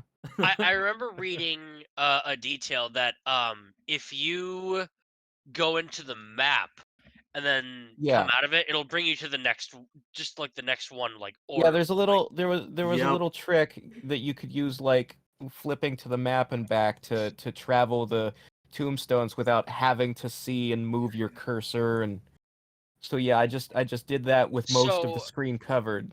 I did that, and this was like before X came out, because I never did that when 9 was fresh, and I get through most of the fucking crypt, and then on like one of the very last ones, when I exit out of the menu, that's when the screamer got me. That's why Oh, I covered shit. the screen. Hmm That's I great. remember once I went into the fucking thing, moved my cursor up like twice. Fuck! Look, Spilled I my get- shit. A thing you need to know about me, and this in different ways applies to both like why I love spoilers and will You chase don't like being down surprised. early I information. think you've covered this. Yeah, so as applies to like sudden shocks like a screamer or like Right. someone jumping out and going "buh" from behind at me, I get like actual chest pain from that. Yeah. I one time someone did it to me and I had to like I made them feel so bad they like apologize with tears in their eyes. Yeah, I remember this was when you mentioned like you'd go to Wikipedia or whatever to like basically learn the ending of something because you didn't so want to be I- shocked. Well, philosophically, I believe that I enjoy stories more when I know what's going to happen. Like I anti-value surprise as a storytelling technique. Right. One Because other like funny. my favorite my philosophy is like if something is genuinely good, then it doesn't need a shock. You can watch it, you can watch a movie you've seen before if it's a really good movie and it's just as good as the previous time. There are some movies that you want to watch it once fresh because the second viewing, the story has changed by knowing the surprise. Sure. For instance, Fight Club. It's I a think different movie if you know the I put secret. Memento in that category too. Yep. I don't know. I value a good twist, like twist ending. Like I think back to like Saw and stuff like that. I Like don't if know. I know that ahead of Never time, I don't think it'd I've be as never liked impactful. most horror films because like I find it that if you're relying on the shock to be the emotional payoff that will make the audience feel something, then it probably means the rest of your story is weak and can't do it on its own. Wow, we're What getting about into The MK9 Thing? story territory here. In the aren't we? case of Would you say that applies to John Carpenter's The Thing, though? The Thing is very cerebral. Like none of the surprises in The Thing are like a jump scare. It has its like There's a nasty few moments, there. but the Yeah. thing There's that a few there. the thing that There- makes the thing work, there's and a here's the thing, few that are sort is of the more like suspense there's a and the few intrigue. that you could call them jump scares, but they're more of a fascinating like, wow, that's a really cool practical effect. Look how detailed and realistic looking this Well, horrible skin monster thing is. what I mean though I is, mean, do you think I the movie always is go lost if back. you know who The Thing is? I always go back to the fucking blood test scene. That is such a good fucking jump scare.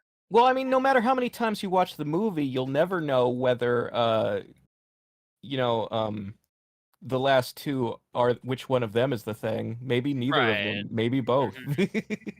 I don't know. I feel like not knowing what's going to happen in that movie does elevate it, though. Yeah, it's Yeah. the not knowing. It's not like any sudden attacks or jump scares. It's the suspense. Yeah, I The mean, movie's predicated on it. I don't know. Another I still think The Thing is a movie that's just as good if you've seen it before. another It's funny timeless. It's wonderful. speaking of Yeah. like funny things in the game that we did, like when it comes to MK9, God, that achievement where you had to play like each character for like 24 hours, that my Oh kung fu my is stronger or whatever it God, is. I remember yeah. just leaving my game on in the training mode for that character, like for a character, and just leaving the game on. And I think you might have had to like have your stick facing away or something so they kept walking. And I did that with one character, leaving my Xbox on for that entire time. And I'm like, this isn't worth it. Like, I'm not gonna I get this. also acquired that trophy. You could do that in tag mode to reduce the time significantly Right. by having two characters technically operating with it. I did all of that, and I never fought 200 people online. To this day, my MK9 trophy set is 99 or 95% complete. I'm just missing the 200 like fights trophy, Right. and I'll never have it because it's all offline now. But anyway, It's not What offline, else? is it? is it? I'm pretty sure like the servers are down. You Temp and I can't- did it On over console, it is PC. down. Oh, okay. Yeah, and I was on PS3. Gotcha. Yeah. Makes sense. Mm. All right. Shad, What I believe it's else? still you. Yeah. So I'm continuing to cover the good things first because I've mentioned how much I loved how much they fleshed everyone out as a character. Like we've specified already, it was Smoke's fucking time to shine. After so many years of having him being a half-assed but more rewarding Scorpion clone in terms of gameplay and little hints of what he could do, what he should have been doing in Deception and Armageddon. Like finally, here it is. Smoke is probably the thing that I love the most about MK9. Absolutely. Top to bottom, front to back. I know those aren't the best outfits he's had, but I even like those for what they are. I even love his stupid Christopher Walken hair in the goddamn in the goddamn select screen portrait. I loved him so much in that game. And so much else about that game disappointed me that I remember arguing with Razor on MKO that at last he had some kind of a personality, even if all he had was like 6 or 7 lines in story mode. I was gonna take it. It was fucking something. I'm still I not needed it. sure that he has a personality deliberately, or if it's a coincidence No, that I mean, he happens to start fights and be kind of dumb. hot-headed, snarky. I don't know. It's something. I mean, you can see like hints of that. I'm just not sure if they did it on purpose or if it was like a happy accident. It was really nice having it finally confirmed that, because so many people before MK9 were like, we don't actually know if Smoke is good. We just know he's friends with Sub-Zero, which if you read his fucking card in Deception, he's clearly fucking good. But to have that cleared up forever, now and till the end of time, was really I nice. mean, he was explicitly one of Raiden's chosen in his MK3 ending. He's People don't get strokes it. in Deception because he's too good for the Nether Realm. I know, people didn't get it. I tried telling them on MKO. I tried telling them. They Yeah. Well, there's they your would not problem. let go of the idea of an evil Smoke. You tried telling people on MKO. So often the people who are the most wrong are also the most stubborn on the fucking internet. Yeah. People want some of their Yeah. favorite characters to be villains as well. Some people don't want some of their favorite characters to be good, or maybe vice versa, or evil. Yeah, it's part of that edgelord thing. It's just online interactions, man. Forum boards, Twitter. It's hard to convince anybody of anything that have already made up their mind of something. I mean, I find the opposite problem too, where people want so badly for Bihan to be a good guy and he's not. Brother. What else? So many good things. We had X-rays. Characters had like functional supers now. Entry barrier aside, I found so much to love gameplay wise. It was the first Mortal Kombat where I played the game more for the gameplay than I did the story. Like I said, I went through that whole thing front to back. I was okay with the MK1 segment. I had doubts about the MK2 segment, but I was still generally on board with it. By the time the MK3 segment of that story was over, I was just numb. Like, I did not believe what I had seen. On so many levels. Like, from the really superficial dumb shit, like, about, like Cyber Sub-Zero beating both Goro and Kentaro in a fight, to the really stupid shit, like the entire Sindel massacre scene. Like Shang Tsung with a, what was that, a missile launcher? Shang Tsung with a rocket launcher, whatever. I wasn't angry about that. That was just silly, but it just, Yeah, I know. The tournaments never prevented invasions. Melina was just created about 3 days ago. I didn't understand then, at that point in time, that it was impossible to try to tell all three stories, especially MK3 in the space of a couple hours. I didn't understand that. I still think they could have done things a lot better than they did, but none of that forgives. Oh, yeah, you can still do a story that's rushed but less stupid by a long shot. Yeah, like none of it forgives like the Raiden character assassination. None of it excuses why they fucked with the whole con entry barrier and tried to introduce the concept of Sindel's ward or whatever the shit that was. And none of it. I could make a collection of screenshots where Liu Kang scowls at an ally. Yeah. What the fuck were they doing? None of it excuses Raiden at all. Raiden. Now, I don't want to. This is. I have a this is question. bad territory. I have a question, just because obviously you guys know all about this, and I'm not. Like I said, I barely paid attention to a lot of this shit. In fact, that Liu Kang video that we put together for like a recap was so informative to me. It was amazing. Like I never paid attention to like any of this.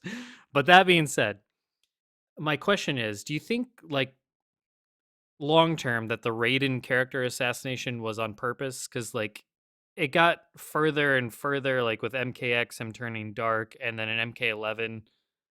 It's Well, the here's whole the thing. Kronika is Traditionally- manipulating Raiden basically to always turn against Liu Kang. I mean, so that way obviously, they're... 11 was not at all planned when they Sure, were sure. making 9 or X because it's product of different writers. Right. The thing And that I bless them think if they even thought that far ahead. They don't. No, and usually when Raiden turns dark, there's a mind control element. Something twists his personality. So it's there are not supposed to be hints of dark Raiden in light Raiden. I think the reason that MK9 Raiden was written the way he was is because they wanted to write a protagonist with flaws, someone who was sort of struggling to succeed at their task Yeah, he was and fucking everything up. not just perfect at their job. I Right. think I think they did a poor job predicting what the reaction would be. I don't think they foresaw how it would come off, that he would seem less like somebody who was in an impossible situation and struggling under the weight of the responsibility, So basically, what and you're more saying like is, he comes off more like a dumb person who's too incompetent to succeed. so their most lack of of the time. And foresight on I think the that's just they ramifications made a of their mistake in how they. actions. You're almost saying that they themselves pulled a Raiden Yes. by writing Raiden. Yes, Like I they didn't think know what the hell they were doing. they their reach exceeded their grasp So maybe as Raiden is like the writers. character that represents them. I guess Like you can see it that way. like characters, they want the viewer Like to have a the character. real blunder gods were the writers of MK9. Yes. It's just an Just- interesting thought. You know, all of that. The whole aspect of the story where it was just based on shock value and look how different things are, but just so ham-fisted and dumb. By the end of it, the story had just kind of broken me, you know? Razor, I remember this. You kept on arguing about the story back and forth and how bad it was on MKO. And I remember people like Zowden64 like talking about how badly Katana was written, and there were so many complaints about just how poorly written the story was. And for me, I just couldn't fucking do it anymore. I just felt, I mean, I was already in a bad psychological state, but watching MK be this, on top of the fact that, you know, you had characters present like Kratos and Freddy Krueger who were kind of starting to confirm the things I was afraid of, that MK wasn't its own little insular world anymore, that it was crossover material now. Now we No, had like it is now a weirdos coming corporate along. property, yeah. That's what it felt like. It felt like this is an MK, which is also a corporate property. It felt like MK, but it also stopped feeling like MK. And I was playing the game quite happily right until around the time that like Rain came out. I don't remember playing a lot of Rain. Like, I think I had tried to keep myself going and tried to remember the good things about it. And then what happened one day? I was at my music store, HMV, in the last days of its existence. There was an album that came out around this time called Songs Inspired by the Warriors. And I walked to that store and I picked this thing up and I looked at it. And you know, it's Skrillex, it's dubstep. Yeah, that's the dubstep album. It's the dubstep album. Mm-hmm. And I just had this moment. This is not for me anymore. Yeah, I Mortal Kombat. remember the developers defending that by saying that dubstep is today what techno was in the 90s. Yeah, and that's what made me realize maybe I was too old for this. Maybe this wasn't for me. Maybe this was for a whole new generation of fans, which I think time has proven it actually was. I think so. But for me, at that time, it was like there was this door shut on me. Well, I felt like I was just done. When you see, invited my me, problem is, even if you make a product that's not for me, and it's like doing a really bad job of telling its story, then I feel bad that the generation after me is getting like a bad product. I mean, I feel like somebody has to stand up and tell them, guys, you're getting shafted. This is way worse than what my generation got. To be fair, though, I mean, they don't know what they don't know. Like, Yeah. I'll use myself as an example, quite frankly. Like, as somebody that never really paid too much attention to the story, I just played the games, loved the characters, loved the gameplay, that type of stuff. Watched the movie a shit ton. You know, like I didn't go and study any of like the text of the early games, hence why I don't remember a lot of this shit. is because I just, well, one, I don't love to. I'm not a book reader to begin with. I've read like 6 books in my entire life. I have like that thing where it's so hard to comprehend what you've read. I don't know if it's ADHD or what, or dyslexic or whatever, but like I have to read the same page like 10 times to fully grasp. Even when I'm conversing with people in the Discord and I write a paragraph, I have to read my paragraph like 8 times to fully understand what I just wrote. And same with what other people write. It sucks. So like I think that played a big part. But getting to my point, when it came to MK9, the reason why I didn't hate the story so much when I first, played through it, and same with MKX and same with MK11 to a degree, it's just because I didn't have that attachment to the original. So I guess my point too Well, is from like a I've casual always audience, I I've don't think always anybody looks tried at it to that way outside of the people that really had that appreciation for what came before. I'm not I've saying you're always tried to wrong. make the point when I point out flaws in Mortal Kombat 9 that I'm not just pointing out things that are different from the old Sure, timeline. sure. Like there's actually only like 10 to 25% of those kind of complaints in my big list of like I did this big thread on MKO back in the day that Right. gets reposted every once in a while of like where I go scene by scene, chapter by chapter, and I point out every single thing that's badly written or Yeah. wrongly done Oh yeah. in the entire story mode. The vast majority of those complaints are not it's different from the old timeline. Sure. They are this is just bad writing. This just Right. isn't a good story. Oh, I'm not defending that or arguing that point, just to be clear. I'm more coming from a point of view like your average player or your average moviegoer or whatever, I think can enjoy it because they don't have that attention to detail that maybe you do, or the recall on like, wait a minute, guys, in this scene this guy was said this, and then here there's a continuity issue, or there's just, it just doesn't make any sense. Like this logistically makes it like, I think that's why people can not to put anybody under the bus, but that's why people can enjoy the Snyderverse and stuff like that, is because it's like, I think your average person just kind of, I don't want to use the turn your brain off because that's not a good excuse for bad writing or anything like that. And like I said, just to be clear, I'm not saying any of your criticisms are wrong. I'm just saying from your average person, I don't think they even notice these things. They just like, ooh, Sub-Zero do cool things. Scorpion do cool things. And I also don't want to paint them out like they're idiots either. It's just more like, I think there's a reason why these games' story modes are still very successful and very highly regarded from a casual standpoint, whereas nobody's like, I don't think the majority hate Mortal Kombat story modes these days. I don't think they shit on them like I more don't of know. the I have hardcore. seen like when I go to like outside of our disc, like if I go to Sure. just some Reddit thread where it's all a bunch of casuals or like a 4chan thread, I do see a lot more like people who just sort of say like Mortal Kombat story modes are dumb, they're not well made, that like these are like Are sort of you uh, uh are like you these are saying on like pop on a Mortal Kombat Reddit? Because no I'm saying like anybody that would like even just go to out a in the Mortal wild, Kombat. like on places like just on general video game Okay, forums, if fighting games come up,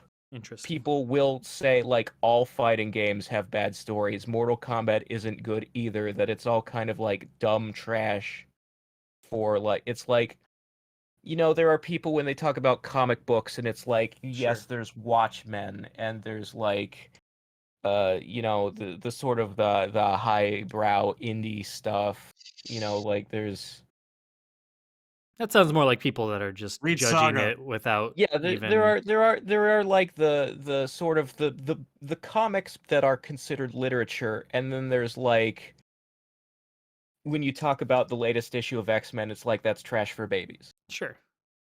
Yeah, but that if I don't know, I don't put any value into people's opinions that haven't even like watched it or like given it an open-minded Well, chance. that's the thing is that like I am seeing like I sort of do respect that opinion when it comes to like because I do feel like as someone who has read decades and decades of comics that Mhm. a lot of mainstream output right now is throwaway material being written by like very amateur cheap writers who are like, like the guys who can make real money at comics because they're famous and good at it. Sure. They've all left the big two because there's more money in creator-owned material.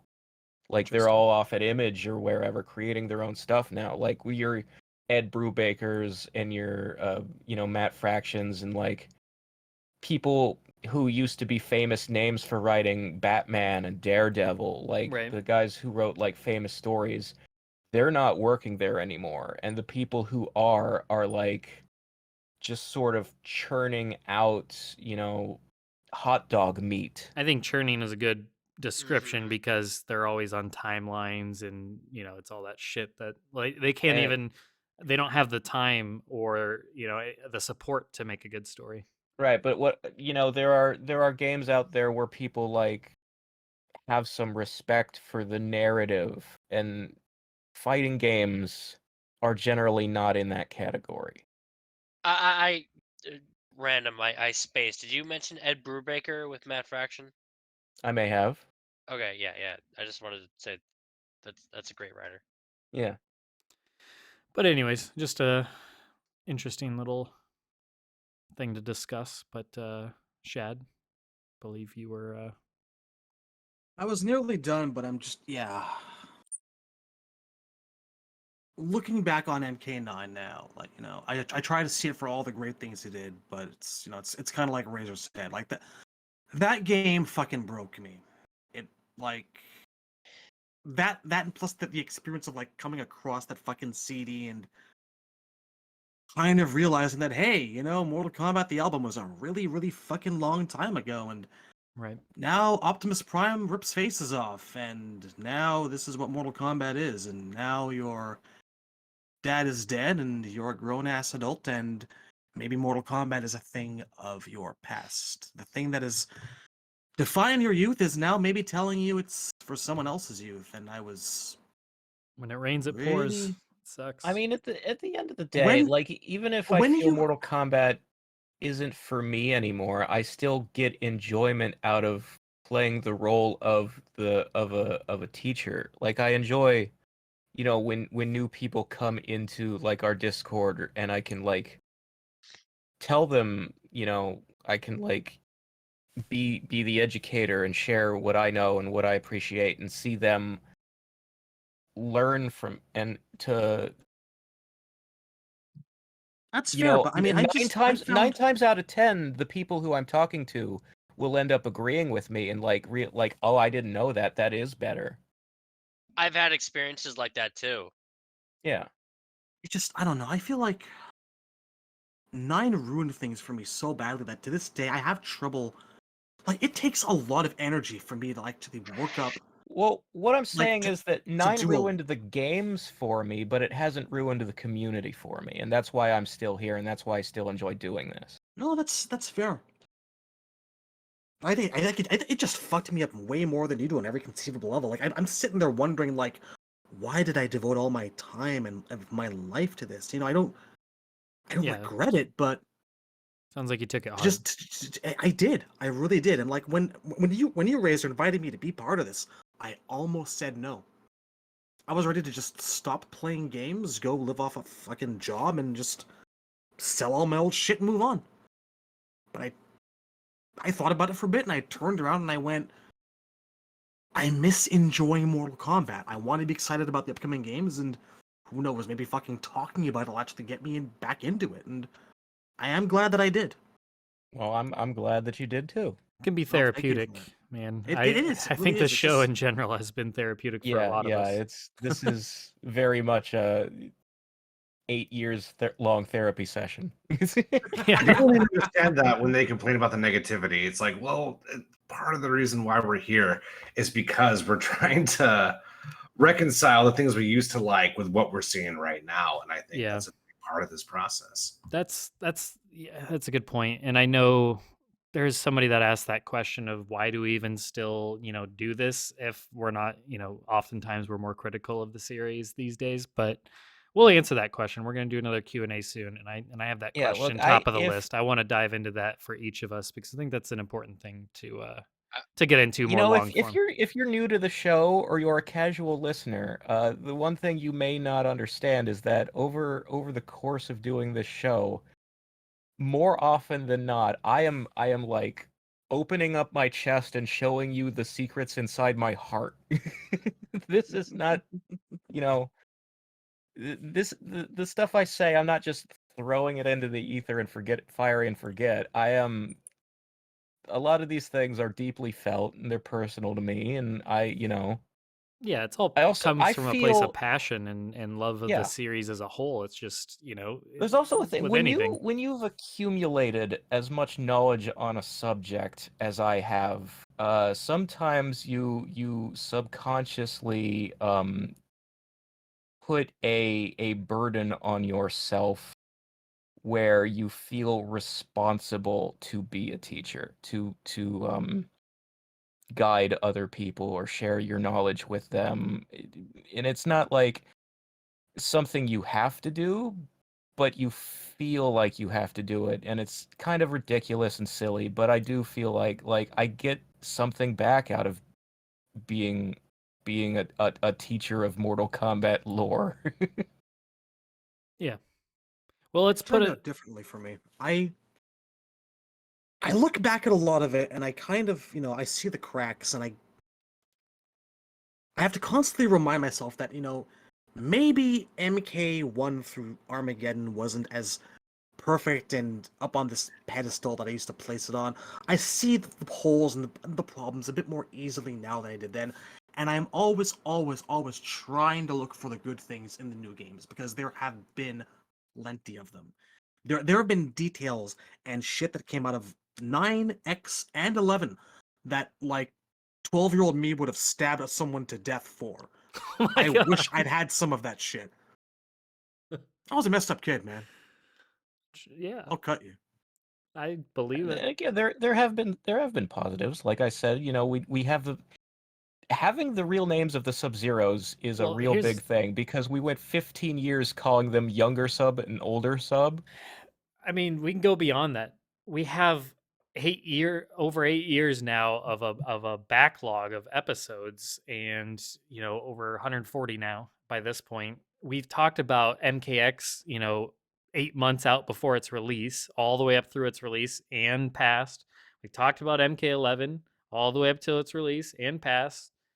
And then we've retrospected all the other games. So it's like, if you want a history of, I guarantee you go back to those 140 plus episodes and like just everything else going on, like, you're not going to find mostly negative. I guarantee you that, because it goes in cycles. I mean, there's going to be positives, there's going to be negatives, but I guarantee you, even when MK12 comes around, I know the excitement's not there for everybody, but it's like, there are going to be things that are shown off that is going to make all of us giddy at some point or another. All of us very positive about, and there's going to be things that piss us off or disappoint us or irritate us. But that's just human nature. Like, if you want to go to a YouTube channel or a podcast or whatever, and you want just the positives, there are plenty of places that are just going to give you the sugar coated spin. I'm never disappointed in anything.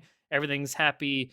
Oh, or maybe they'll briefly mention, like, oh, that's unfortunate, but oh, let's look at all this amazing shit. Like, yeah. Okay, you can get that anywhere, and you can get dick complete assholes that are there just to waste your time and to bitch and moan and tear down the series. You know who I'm talking about there. And you also can get your bullshit artists that just make up a bunch of bullshit because they just care about getting your views. I think you're getting what you get on here is one of the most genuine experiences you're going to get anywhere. Like, And in depth, I would say. in depth and genuine. And I'm not even doing a sales pitch. Like, no And one's going to sexy. be listening at this point to of our thing unless Yeah, you're already a this note is diehard. 3 hours into an episode. Well, that's what I'm saying. You're already a diehard follower, I would imagine, of ours in our community. If you're still with me at this point, so it's like, if you're hearing me right now, I'm not even trying to sales pitch you. I'm just being real. Like, if you're wondering why we still keep doing it, it's like, we're giving you the most genuine experiences for MK fans. Like, we are MK fans, and everything that we say has come through 25 to 30 years of passion, in the most part, of people that have been fans of this series since near the beginning. And with that, if you are listening to this and you've ever thought, man, those guys are just always negative and they have nothing good to say, why do they even care at this point? It's like, have you not been a fan of something in your life You for know what I would 20 say? plus years that you care so much about that you've ever thought like a disappointing thought towards or a critical thought of this should be better? It's like, if you haven't and you've only ever thought amazing, positive, wonderful, optimistic things about everything that you're ever been a fan of, then boy do I envy you, because that's awesome. Yeah, Good for you. here's the thing That's is not that like realistic. if you're watching a YouTube channel of someone who's 100% positive and like over the top smiling all the time and always like super excited for things, that person is fake as fuck. Well, look, I I mean, mean, there there's are that. people. Well, I'm I'm just not saying like there's because that, but that's Featuring also not Judy from helping fucking anything. Avatar here. I'm just saying it's not helping anything either. Like, you don't get better through constantly being praised. You don't get better through yes men. You don't get better through shilling. You get better as a product, as a company, as anything through the good and the bad, the constructive criticisms. Like, so, anyways, we're I digressing. just think it's of value that we are one of the most honest and genuine channels for MK on Twitter. So many of the like news Yeah. bite guys, they put on the social media face. You know, they do the reaction faces on their fucking thumbnails with the big goofy open mouth smile and the red arrows pointing everywhere. And Well, those are people just trying to make money, and I get it. I get that, yeah, but I'm just saying like who would you rather listen to? Someone who is just trying to make money off of you, off of the intention you give them, or somebody who really feels the way they feel and wants to share it?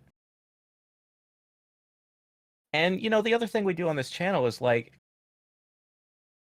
I don't just, you know, feel this compulsion to teach and share knowledge. I also really enjoy like one of the things that keeps me paying attention to new games, like one of the reasons I'm going to care about MK12 is I love being creative too. Like I've always been very positive and encouraging about like fan fiction as a medium and fan art and new content, even if you don't like it, is potentially like grist for the mill of your own imagination. Like, I fucking hate Cetrion and Chronica, but I can look at those two characters and maybe come up with ideas for an OC donut steal.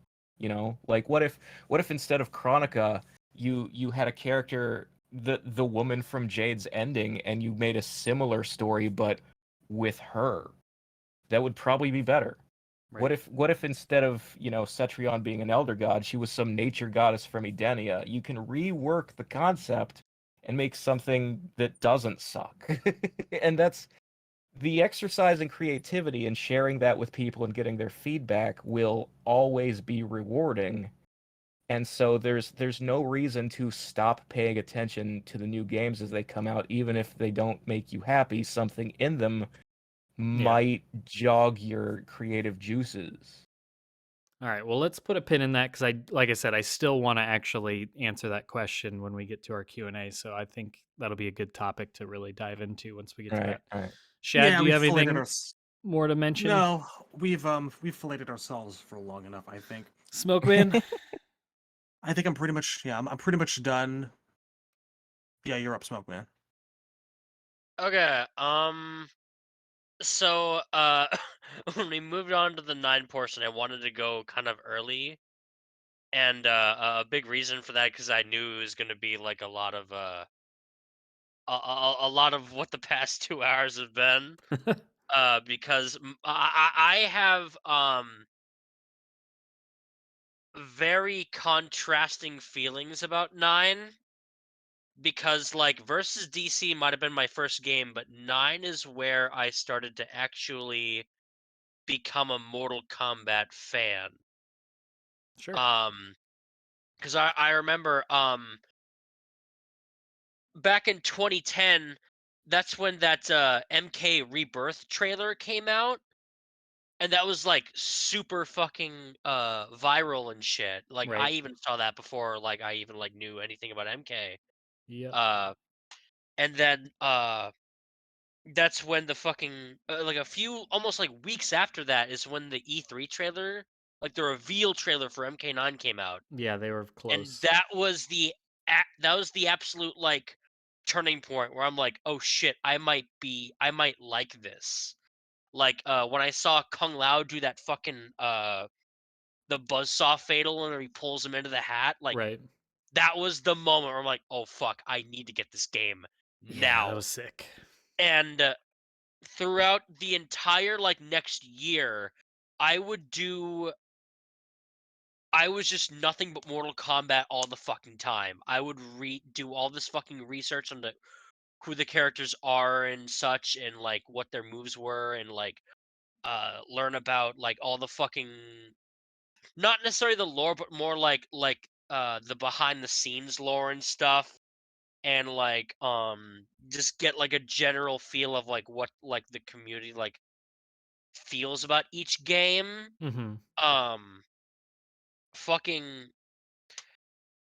I remember having the thought like people like the trilogy stuff and people didn't like the 3D era stuff. And I remember thinking in the story when they killed off all those trilogy characters, um but then eventually they brought in Kenshi and Kenshi, I know that he was like seen as cool even when he was introduced, Right. but 9 was the one that really sort of uh introduced the idea of him using the telekinesis with the sword. Yeah, it was tight. So I was like, okay, so they killed off all these characters because they wanted to do more of what they did for Kenshi for all these other characters, and that's not what they did for X. But I would spend so much fucking time. This is like the time where I got my name, Smoke Man, because while Baraka was my favorite character versus around like MK versus DC, reading about Smoke and reading about how like he never really had his own special moves before and stuff, like that made me excited to see him. Um and it was painstaking that Smoke was never officially revealed, that he had to be revealed via a leak or like a fucking officially via a fucking Xbox Live avatar or some shit like that in like a trailer or something. And it really fucking bothered me. But when I finally got the game, Smoke was the first one I fucking tried and I fucking loved him. I loved playing as that character. I spent like an entire fucking summer playing just that game, and the netcode was bad, and internet in general was bad around that time. So I would only pretty much just play the ladder and shit. I wouldn't play online, uh, especially and I got so good at playing the fucking AI that I could like double flawless Shao Kahn and shit like that. That was just my entire fucking life was Mortal Kombat at the time. And I also remember the DLC came super fucking late because uh the same day Mortal Kombat 9 released, PlayStation got hacked and released all this fucking personal information and they had to like fix that shit over the course of like 2 months. So like God, I remember that. yeah, exactly. Like fucking like these days like DLC comes out like maybe like a few weeks after, maybe even the same fucking day. Like it was painstaking, like waiting for Scarlet and Kenshi to come out and shit. And what else? At the time, I fucking liked the story. I really enjoyed the story. I think there's a lot of cool shit in that story mode. But me, I wasn't part of the Nethercast at the time when the podcast started. But I started listening like a month, like maybe like a few weeks after they started putting episodes out. Uh, the Nethercast was a huge influence on like, no, this is like, no, all this shit is actually wrong and bad, like the MK9 story, and this is why the old stuff is better, and it's like this big epiphany, like, whoa, holy shit, Scorpion is a way cooler character than I thought. Holy God. And just stuff like that. And but my experiences with 9 were a lot more positive than than the people here. Um I think that's everything I wanted to touch on. I forget. I mean, like I said, if I had to define my experience with 9 in a nutshell, it was bittersweet. It was me realizing that a door was kind of closing on a portion of my life that had defined it for so long, but it was going to be there for the next generation. And I'm shit story or not, I'm really I actually am happy in the long run that a whole new generation kind of did come along and kind of pick that up. I just wish that, their story was better. That's it. Exactly. It's what Razor said. It's like the new generation is getting something bad and they don't know it. Well, I do think I think there's you tend to look back more positively if like your introduction to a thing is like not the best version, and then you find out that there's this whole world of even more lore yet to discover, which is sort of what you get if you jump in at 9. You're like, okay, this is pretty good, and then you find out, oh, it gets even better if I go back. There's an excitement there as opposed to a disappointment. Right. Like I already mentioned Scorpion as an example. Like he was never really like the coolest to me, but it wasn't until like learning about like the vow of protection and shit where it's like, oh, this character is actually way better than I gave them credit for. And like Scorpion is now one of my like favorite characters.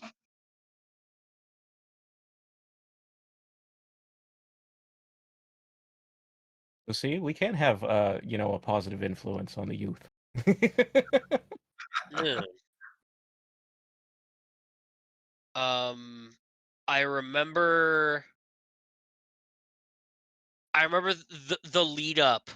The lead up was kind of bad in retrospect because like no one got reveal trailers except for Noob Saibot and like Cabal maybe. And Yeah, like it's most so characters weird how they were like pick and choose when they could just do a trailer every week. it was just like, oh, here's a render maybe in a month, and like most characters were revealed as like either like at a fucking convention and some guy filmed it with his fucking shitty phone camera, or like they were revealed in the background of like a compilation trailer. Yeah. I remember Some like magazines go ahead. too. Ermac was in a Like that's magazine. like That that's how Ermac was revealed. Like what the fuck? Well, there are a few characters who are revealed by being the guy who gets beaten up in someone else's trailer. Yeah. Baraka, Shiva, Striker. Striker, Yeah. and Yeah. His cap was actually backwards in that clip too. yeah, I yeah. want to say it was either a trailer for Liu Kang where Kano was revealed by getting beaten up, or it was a trailer for Kano where Liu Kang was revealed by getting beaten up. That was so I mean, weird. I think That was so weird to me because like I'm thinking like it's like a few months in. Where the fuck is Liu Kang? Like, why isn't Liu Kang one of the first people revealed? Sony was revealed in a Russian gaming magazine. Yeah, I think Yeah, this is what the the height fuck? of the complaints of how they were revealing things, and then it continued a bit into MKX. We were right in the paradigm shift where I think a lot of devs, and especially the journalists, still thought that reveals were a magazine thing or an EGM thing. Yeah, well, the thing is that the economic situation back in the day was that outlets would pay for Right. to be the one who gets to reveal something. So when Yeah. stuff leaks, that's why Sean Himmerich was so mad and screamed at all of the employees when 11 stuff leaked is because Allegedly. places pay For money legal to reveal that reasons. stuff. And like if stuff leaks before the place gets to reveal it, then they probably like cancel the deal. Or like could potentially sue. Hmm. Yeah. Or I often wonder if Sean Hemrick was the one who had to go over to IGN and patch that up. No, it's cool. That's a bald for us. We're not using that version. I don't know. It's interesting. I still remember when they revealed Devora and she wasn't even finished yet. Like her body had no like texture and splotches on it. It was just solid yellow. This is funny. Kano looked really off as well when they revealed him. Oh, he Yeah. did. I remember I had this specific memory. I was really excited for Rain. Cause but when his reveal trailer eventually came out, the internet at the time was so miserable. I had to wait an entire day for that video to fucking buffer. And it was complete suffering just to see if he'd have his like old classic move set with the fucking roundhouse and Man, everything. that when I was in high school, that's how long every video ever took to buffer. Hmm. Yeah. Yeah, 56K modem, nothing to Yeah. fuck with. it was absolutely fucking miserable. But It's- goddamn, did I fucking love seeing Rain like with the roundhouse and everything, and he looked so fucking cool and fuck. Yeah, I would add Rain to that short list of characters who did benefit from 9. But like he also wasn't in the story mode, so I think that was Well, hugely yeah, I think what was sort of a surprise about Rain in 9 is that they brought back all his moves because the Armageddon version didn't have the bubble or the roundhouse, and there was sort of a feeling of like somebody had said these moves are silly, we are abandoning them and coming up with a new move set for Rain. And then 9 comes around and they're like, actually, these could still work. And now That's Rain plays like Trilogy Rain in most things. we that's just leave the how I upside down also decap uppercut in pieces in the past. I that's feel Some okay things- that coming Some back on. things should stay dead and buried. I don't I know remember about that. I think people you could thinking- make that cool if you tried. Like, I not facetiously. I think you could have fun with that and reinvent that in a way where it makes sense, but it would be difficult. But I think there is hope for that. I remember that also being a feeling with Noob Saibot, because like I remember seeing posts where people were like, wow, they brought the shadow clones back. You know, I never thought they would lose the Shadow clones. I was more surprised that he'd have the Ghost Ball again. Hmm. Because the Shadow clones are like the fundamental like that's his main superpower. Well, Like he even Well, even like in Rain, even in have Deception, them. even in Deception when he wasn't using the clones, people still understood that his power was he controls his own shadow. He was just throwing out Noob Saibot instead, or throwing out Cyber Smoke instead, because that's what the game was doing. For People all still those years knew that he didn't actually have those things available through 4, through the 3D era, it was never a question of like, can he still do this? No, it was a question of they can't do this because like the technology won't really permit them to do it properly or the way that Yeah. they want to. I got that. But like the Ghost Ball was a question because A, it was the most broken thing about him in Trilogy when him and Rain were the most broken characters in the game. And B, he had already gotten a different projectile when he started throwing shurikens in the 3D era. So it was like, is he going to stick with shurikens forever, or are they going to bring back the Ghost Ball? I never thought it was going to stick, ever. Shurikens always seemed too mundane for like a Wraith to me. I mean, he makes them out of darkness and then they disappear after they hit you, you know? And all right. also, I like the things he has in common with Reiko, because I feel like there should be lore that establishes that Reiko is also a wraith. Well, Because then we'd know Topic what for the kind of undead future. he is, and Yeah. it would codify the fact that he is undead, which is what he's supposed to be. To be continued. Smokeman, did Yeah. you have anything left to add on MK9 before we wrap this up? I think that's everything. Okay, yeah, I mean, we covered the Um, gamut on MK9. just 9 was like my main primary introduction. I eventually watched the movie before 9 came out. Uh, Tons of stuff. Cool. Um, just the Legacy show was also like cool at the time. I don't look back on it fondly now, but like it was still like cool to see Yeah, I think my during my that favorite point in time.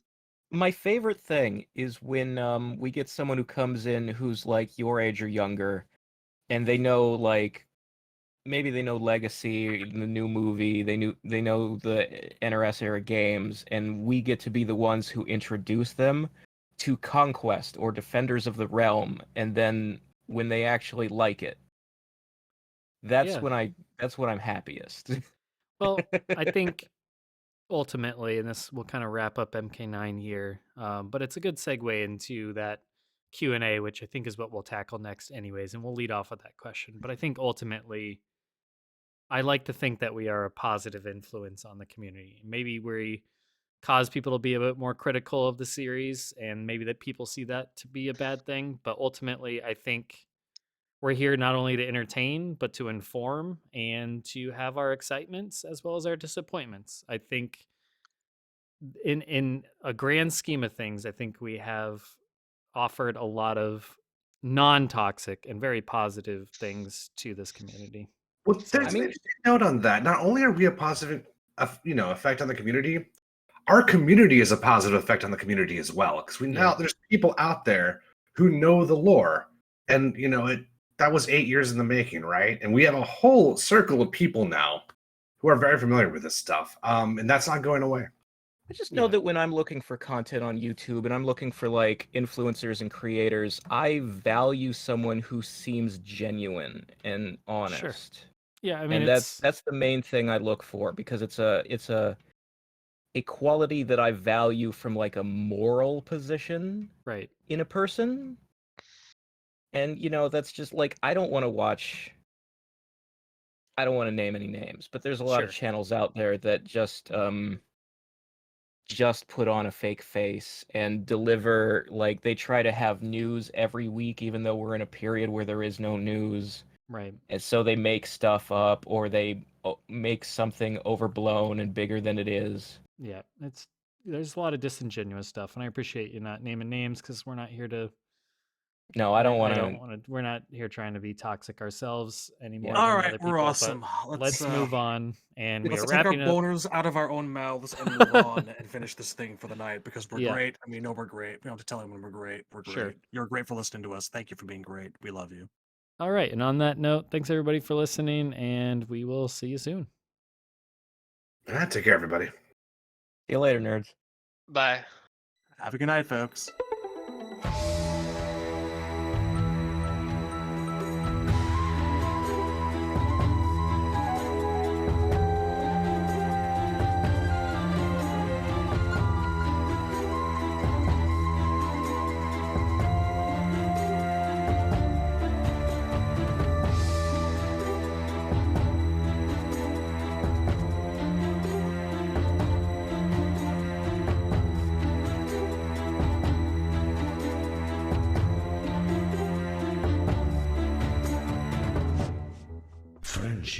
Friendship again?